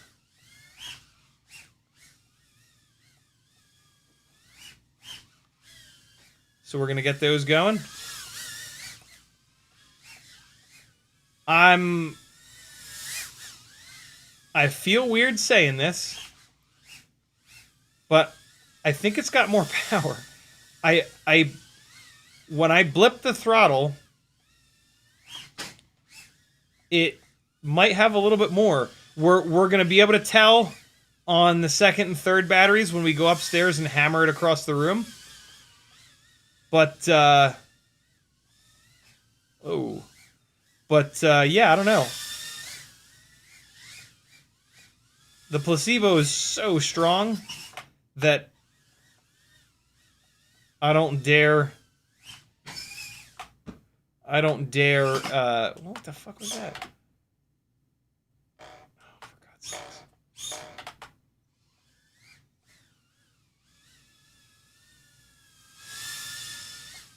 I don't dare, be any more positive about that than as wishy-washy as I'm being right now. Yeah, I gotta get the throttle expo midpoint set better on this thing. It ain't quite right. Not gonna do that now though, because it'll eat up a little bit of battery when it's on the ground, and it also might change how I'm using the. I don't think it would have any effect on runtime or whatever, but woo! Let's try to do something big. Hey, just clip the desk a little bit there. So we're at 2 minutes and 10. We got our first little blink of low battery there.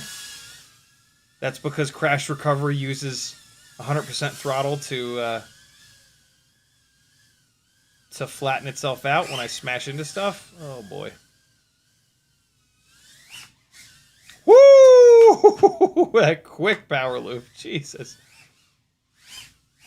Oh my god, I almost caught the top of that gate, but I didn't. Cube, not gate.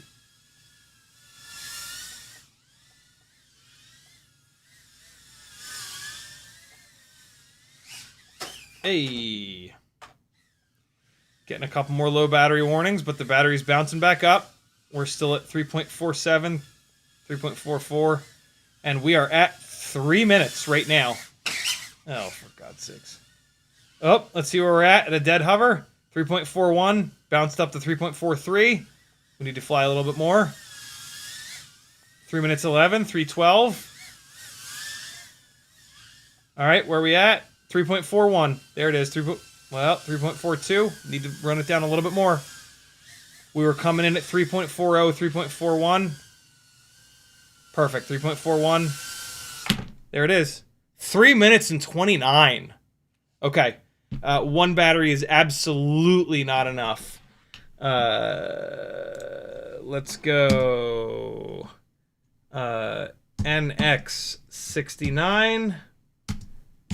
And then we want, what did I just say? 3 minutes 29? That is a big difference. That is 30 extra seconds. Way too early to tell. I could have just been flying differently, but that's pretty promising. All right, battery number 2. Let's see what kind of RPM we can get upstairs. Again, these batteries are all absolutely brand new. Here we go. I was worried that the frame broke during those BT 2.0 batteries, and the tune was going to be a little bit more angry, but apparently not. All right, straight upstairs. This is where we're really going to get to see. Ooh. Here we go. And, oh my God. Wow, 65,633. Yeah, that's significant. 65,633. We're going to do that again on the next battery. So that is, the comparison is 64,633 and then 64,833. So that's a full extra 1,000 RPM. Damn. Okay. Can somebody run the percentage of that? It's not that.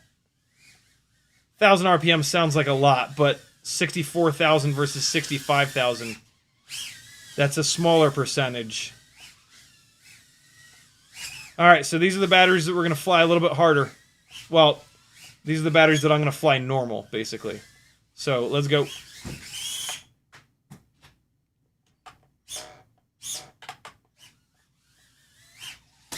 Ow, I hit myself in the top of the head. Not really ow, just LOL. Oh my God. Oh my God. Ay. See, look at that. This confirmed NX69 makes you a better pilot. Oh, you jerk. Woo! Hey. Oh, sorry, Teddy. I hit him. I'm sorry, buddy. Oh, no. He ran away. He feels shamed. He's embarrassed. Where'd you go, buddy? I'm sorry, little fella. You still friends with it, or are you going to destroy it? This PID tune is kind of on the edge. I can tell because when I throw it... Uh-oh. Oh, God, no, don't go behind! Oh, thank Christ. Because when I throw it across the room, off throttle, it doesn't spin the motors all the way down. It acts weird. This is what I'm talking about. When you move the master multiplier up, there's going to be a point where the thing starts acting weird. It's going to not act the same as it did a minute ago. Jesus Christ. Look out, buddy. Look out, buddy. Oh, God. Oh, boy. Come on now.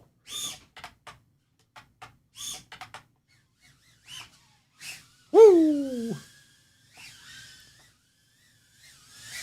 The crispness of this Hummingbird race is absolutely absurd. Which comes from it being so lightweight with such powerful motors. God damn it. Oh, that's not getting out of there. I'm going to take the walk.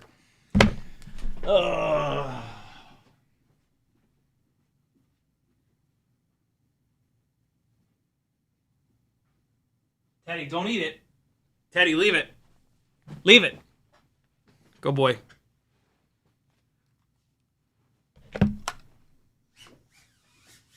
Oh. Hey.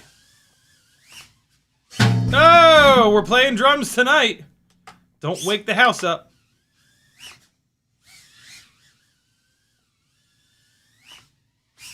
Ah, I just got on the throttle a little too early there. Getting the battery down there. 3.43, 3.42. Another couple seconds here.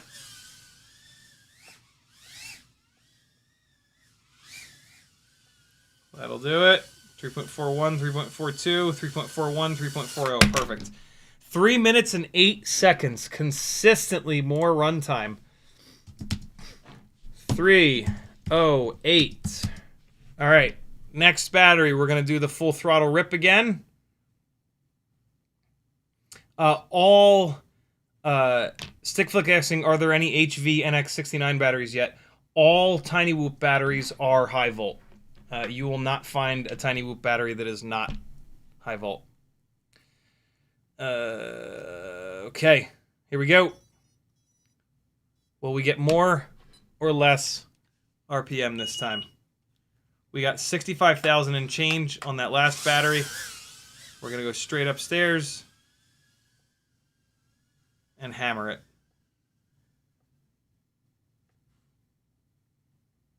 All right, here we go.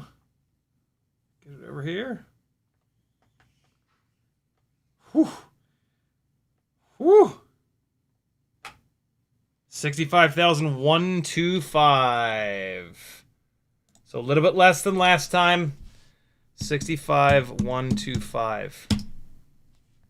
All right. So a little bit higher, but percentage-wise, nothing to get super excited about. The run times, though, have been significantly longer. Let's oh boy. Oh boy. Oh my god. That felt totally out of control. Let's fly hard.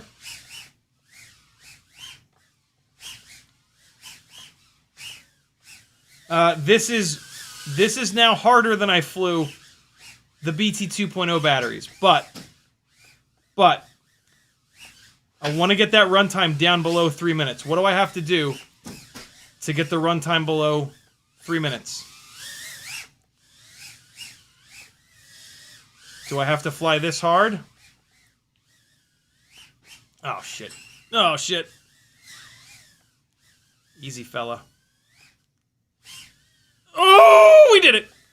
We did it together, friends. You provided me the moral support. I wiggled the sticks around. Oh, so close. This is using every molecule of 44-year-old reaction time that I've got. Oh, God, that was ugly. Oh, balls. Ugh! Hey, get back. Oh, no. Don't crash back there. Don't make me go back there, please. No. Yeah. Oh, no. Oh, stop it. Uh-oh. I either threw a propeller... Nope, it's fine. Oh my god. You can just blip the throttle at any point on this Hummingbird race, and it just absolutely explodes. Like, you never have to, like, lay into the throttle. You just blip the throttle for a split second, and it, like, always has enough momentum for whatever you want. It's just outrageous. Ah, god damn you. Ugh. Coffee table corner to the face. Ooh, cutting that tight. Woo! What you know about that? Oh, so close. I just didn't have it lined up quite right. Come on. Nope.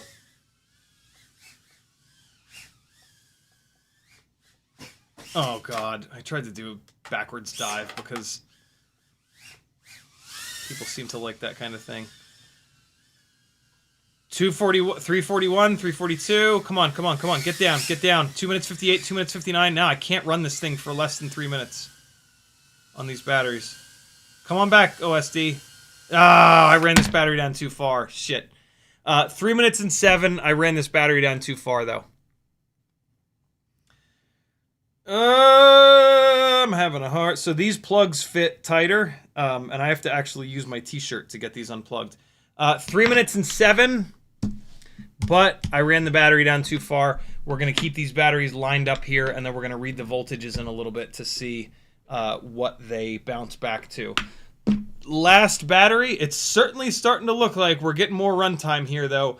That's a combination of the plug and the slightly thicker wires. Here we go. Whoa.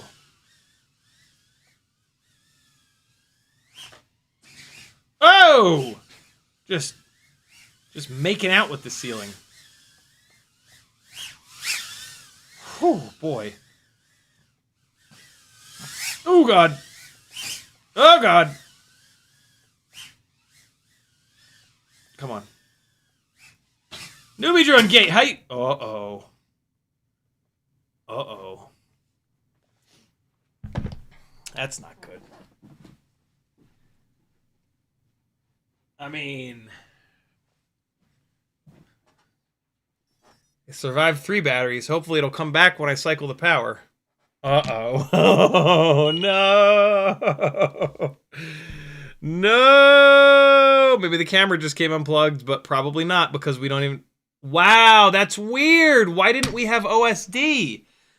It was the camera plug. I'll be damned. Strange. Oh, shit. Hey, can somebody rewind and read the amount of time that we had on that battery? The timer gets wiped out when you power cycle. I should have checked the camera plug before I power cycled.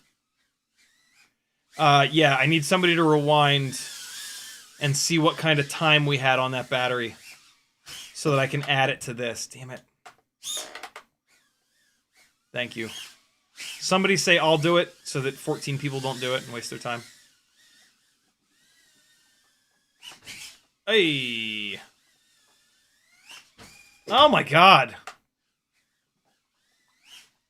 Oh, I went between the wall and the bing bong. Teddy, what are you doing over there? It sounds like you're auditioning for the marching band. What's happening? Oh, fuck. Uh-oh. Uh-oh. Hey. Oh, come on, corner of the couch.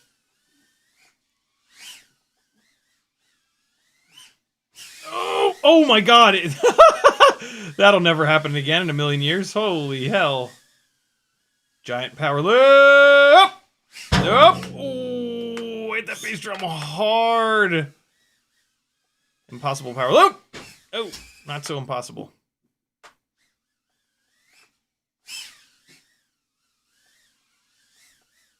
Stop it. Oh my god, why can't I get this? Come on. Come on, fella.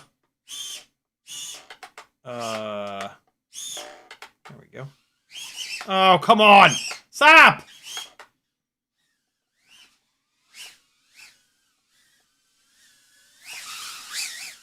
Yeah, this tune is, this tune's getting worse and worse as I crash this thing more and more. Which should be eating up runtime, but it doesn't seem to be.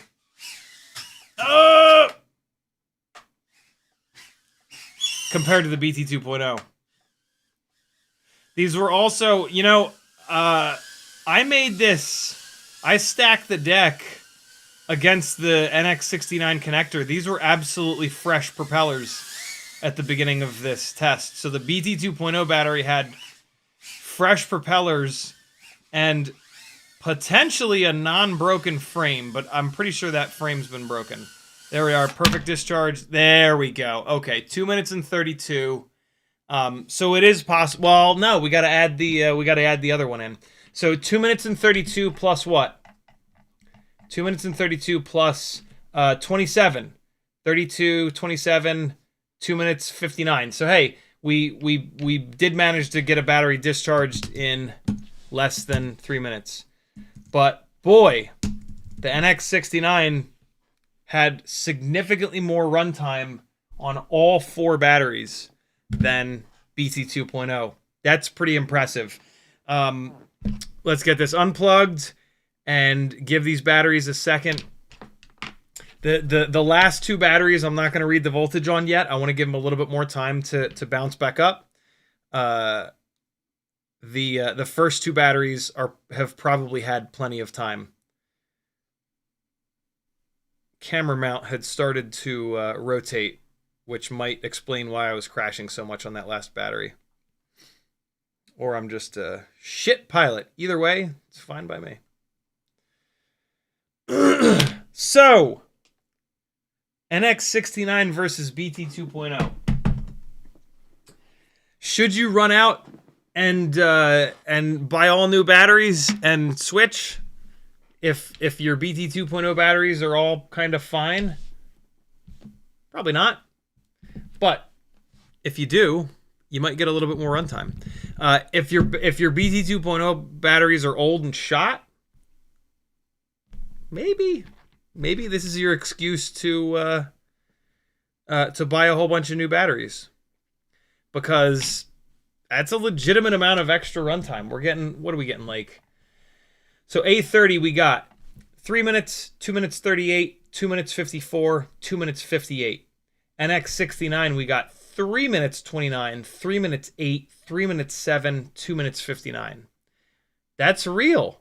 That's a real difference, man. That's 15-ish seconds average. And then RPM, we got an extra 1,000, basically. An extra 1,000 RPM out of the NX69. That's real. Mike K says voltage sag looked a lot less on the NX69 as well. That makes sense. Slightly bigger wire and a plug with a little bit less resistance. I'm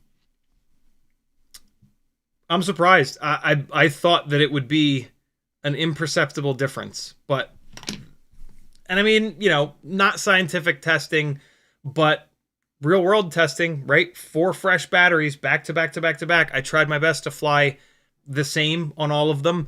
The full throttle rip across the room, that's a little tough, because like I would really rather do that outside where I can just go full throttle and let it sit for like a full second.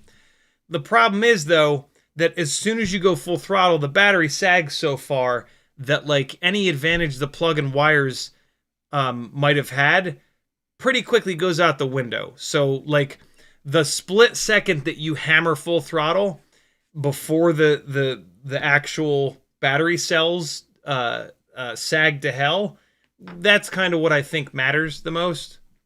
What I think is important here is that we saw more RPM, we saw more runtime, and I think that I felt on the NX69 like it was, there was a quicker throttle response when I jabbed the throttle, right? That very first battery when I started to fly it, the initial like 30 seconds, I thought that I felt something. I thought that I felt better response time, a more aggressive blast of power. That's three things, right? Those are three things, that two of them that are like numbers, right? Data based. One of them that's like pilot feel. Absolutely throw that out and say it's placebo if you want. I you know, am tempted to to do that myself, but those run times, that one battery that I flew really hard, it ran over 3 minutes. I almost certainly flew that one battery a lot harder than any of the BT 2.0 batteries, because I was specifically trying to get that battery discharged in under 3 minutes. And so that's pretty, like, you know, all that being said, we're talking about 10 to 15 seconds and 1,000 RPM at, you know, 1,000 RPM difference at 65,000 RPM. So that's like a small percentage. That's, I don't know, 2%, 3%. Maybe somebody did the math in chat. So it's not, you know, I don't think this is a situation where, again, if you have a whole bunch of BT 2.0 batteries that aren't worn the fuck out, that it makes much sense for you as a freestyle pilot to go out and buy all these batteries. But again, if your BT 2.0 batteries are old and moldy and you want a little bit more runtime and a little bit more power, you know, the each 4-pack of batteries comes with the lead. So you get 2 4-packs of these, you get 2 leads, swap them on, and you're getting longer run times. I don't know why you would continue to buy BT 2.0 batteries. How about that? Right? Like, I don't know why the next time that you buy Tiny Whoop batteries, you wouldn't buy these, other than the annoyance of having to solder on a new lead. The Vifly chargers all have PH 2.0 plugs on them, which will work with these guys. I've also now realized that this voltage checker is BT 2.0 only.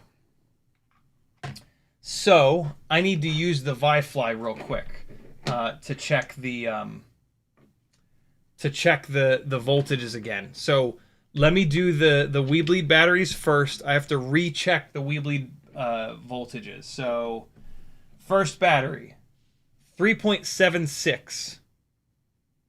Yeah, the battery checker is different than the Vifly, so I need to fix this. I'm going to put this chat comment in here in a second after I recheck these. So 3.76 rather. And then we've got 3.73.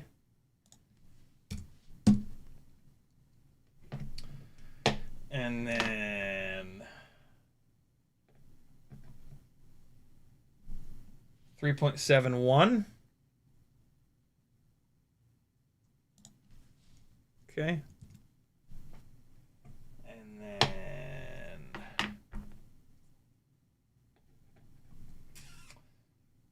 3. Come on now. What the hell? My Vifly just like locked up in some weird way. What the hell's happening? It's never done that before. 3.75. Okay. Vifly was acting really weird just now. Hold on. Let me recheck one of these batteries. 3.74. Yeah, that's weird. Hold on. The one port that I was using on the Vifly was acting a little strange. So now I'm doing them on a different port. 3.73. Okay, now that's good. All right. So that's all right. BT 2.0 values are now updated. Now we're going to do all 4 of these NX69s. And in theory, enough time has gone by here. First battery, 3.70. That is a little bit lower. That's the one that ran for 30 extra seconds, though. We're gonna talk about this in a second. Don't try to keep up here. I'm gonna post this comment, and this will all make a lot more sense. Okay, so 3.70. There's also a little bit of a disadvantage here. The pins on the charger are smaller, but I mean these are at storage voltage, so it shouldn't make a difference. 3.68. 68. That's the battery that ran for 3 minutes and 8 seconds. And then we've got another 3.68.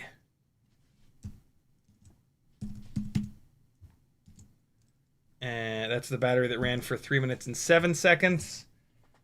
And then last but not least, 3.69. Okay. There's the chat message. So, let's take a look here. I think I ran the NX69 batteries down a little bit lower. So, BT 2.0 batteries, we discharged down to 3.76, 3.73, 3.74, 3.75.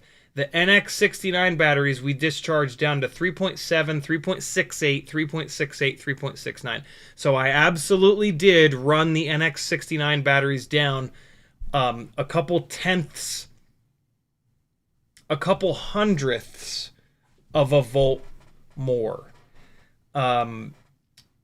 The run times, the differences in runtime were 3 minutes, 2 minutes 38, not the differences, just the run times. 3 minutes, 2 minutes 38, 2 minutes 54, 2 minutes 58 versus NX69, which was 3 minutes 29, 3 minutes 8, 3 minutes 7, 2 minutes 59. So, because I ran those NX69 batteries down a little bit more, a couple hundredths lower, it does make sense that they ran longer run times, but boy, they ran significantly longer run times, right? 15 to 30 extra seconds of runtime.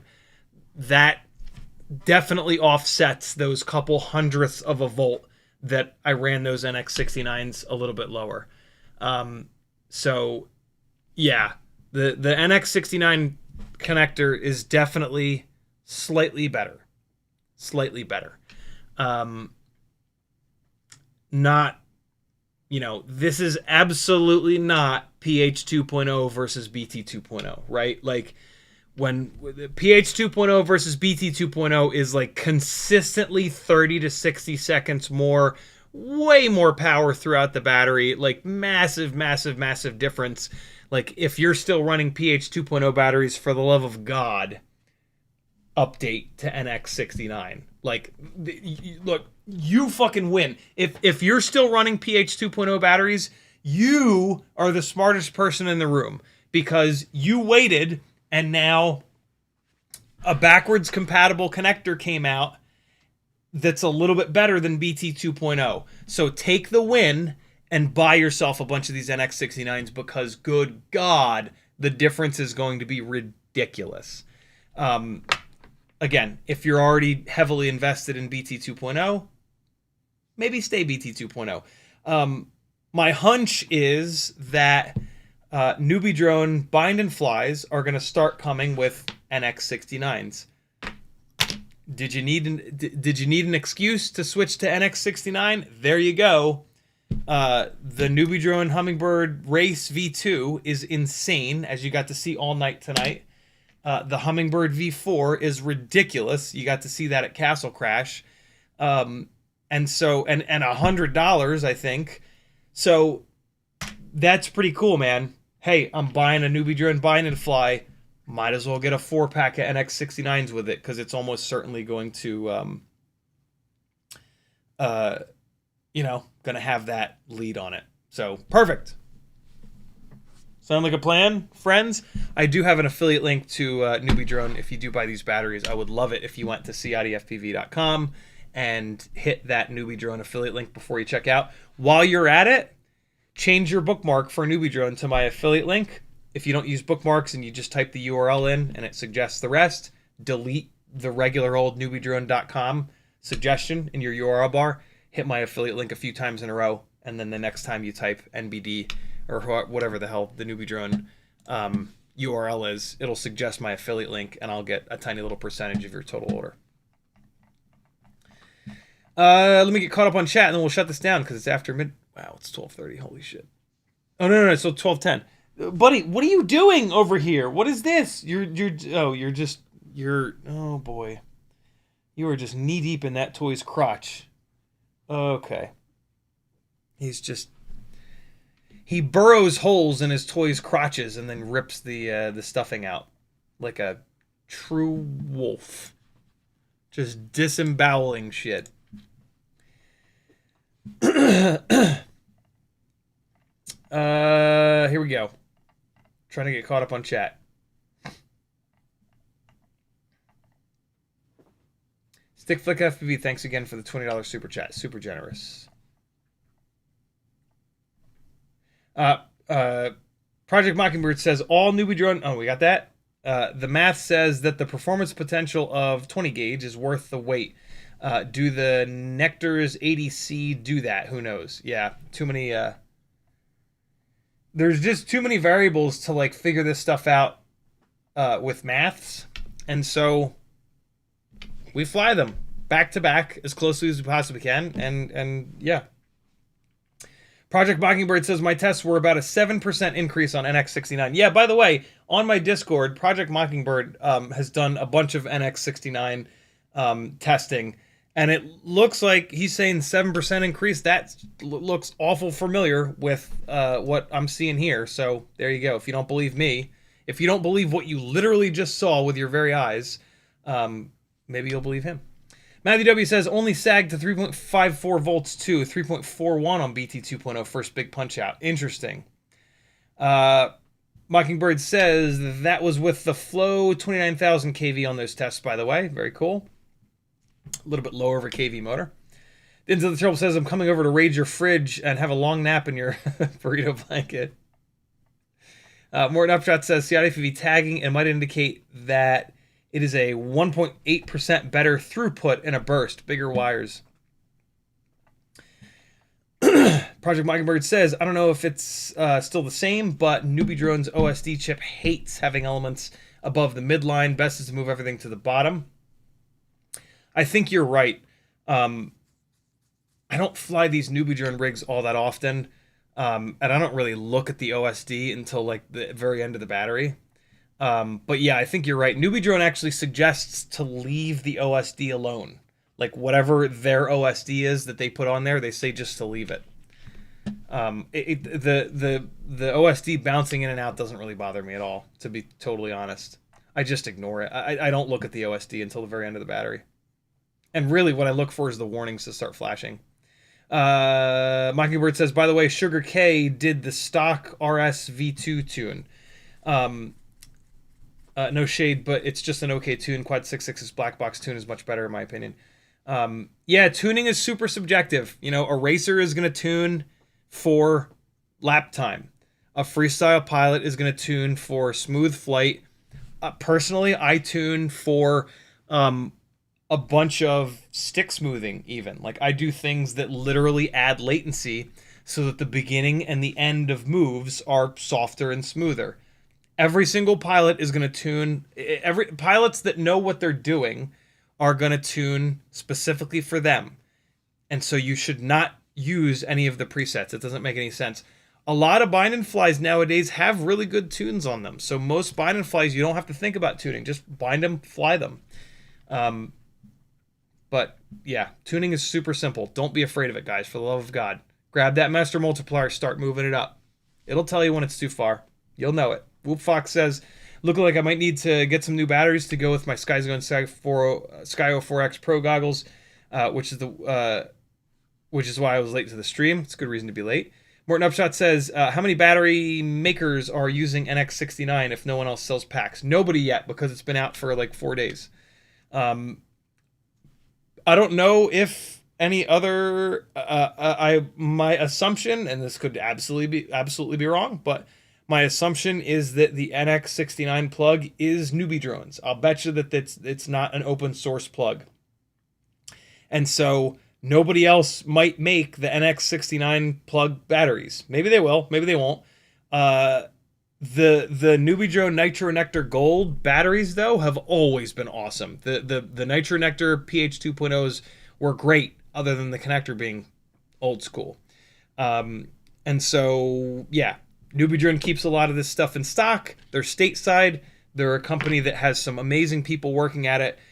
They've supported me for a long time, and so, you know, I don't personally have a problem with you only being able to get NX69s from Newbie Drone. If this plug was like absolutely magical and we were getting an extra minute of runtime, then it would be like, that's kind of annoying.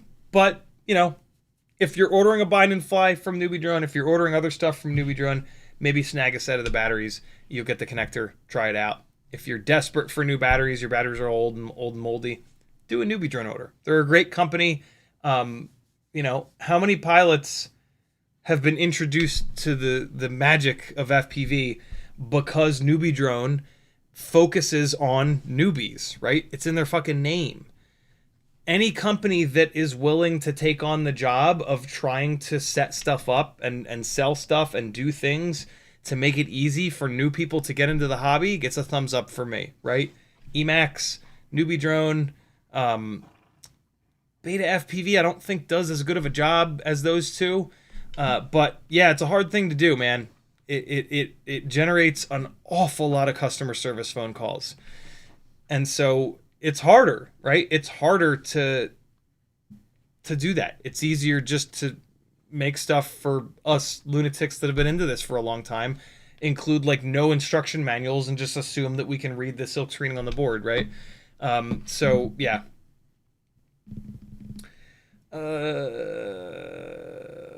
Gamehead Area says, are the BT 2.0 brand new or are they your 20 cycle ones? This Newbie Drone race had an A30 connector on it that I've probably only run maybe 20 or 30 batteries through. I've not really flown this very much because it's so unbelievably overpowered. So it's a pretty fresh A30. It's not a BT 2.0 for the record. P-Money says, thank you for all the PID rule of thumb tuning. You're certainly welcome. Kevin Sumner says 64,000 kV to 65,000 kV is an increase of 1.5%. There we go. Kevin Sumner says the reason to continue with BT 2.0 is availability. 4 makers versus 1, if I remember correctly. Yep. BT 2.0 batteries, you will be like, if you're doing an FPV order from X company, they will have BT 2.0 batteries in stock. At the moment, these NX69 batteries are only going to be available from Newbie Drone. Although it'll be pretty quick before Pyro Drone and Race Day Quads and Get FPV sell these, right? Newbie Drone is a company that puts their product out into all of the other manufacturers. So it will not be difficult to get these batteries. And again, the Nitro Nectar Gold cells have always been really good. I'm not really convinced that any of these folded cell Tiny Whoop batteries are made in more than one plant. So, yeah, I don't think availability is really going to matter because before long, if not already, these batteries are going to be in all of the US resellers. Project Wackenberger says, all Newbie Drone bind and flies now ship with NX69 installed. There you go. Get you a Hummingbird V4 and some NX69s. Cole Power says, you got a shit ton of PH 2.0 pigtails, right? I used to, but I'd been throwing them away. Add the battery side female to a male PH 2.0.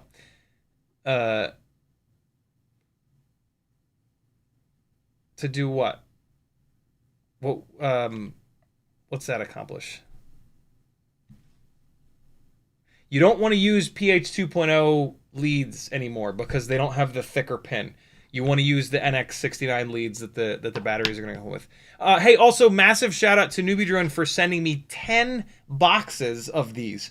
I kept 2 of them for testing and just flying. The other 8 are going into the next 8 months, well, the next 7 months of Tiny Whoop giveaways. So huge shout out to Newbie Drone for that. Extremely generous. So yeah, join my Patreon on the Tiny Whoop tier for $5 a month, and for the next 7 months, you might win a set of 4 of these with the pigtail. There you go.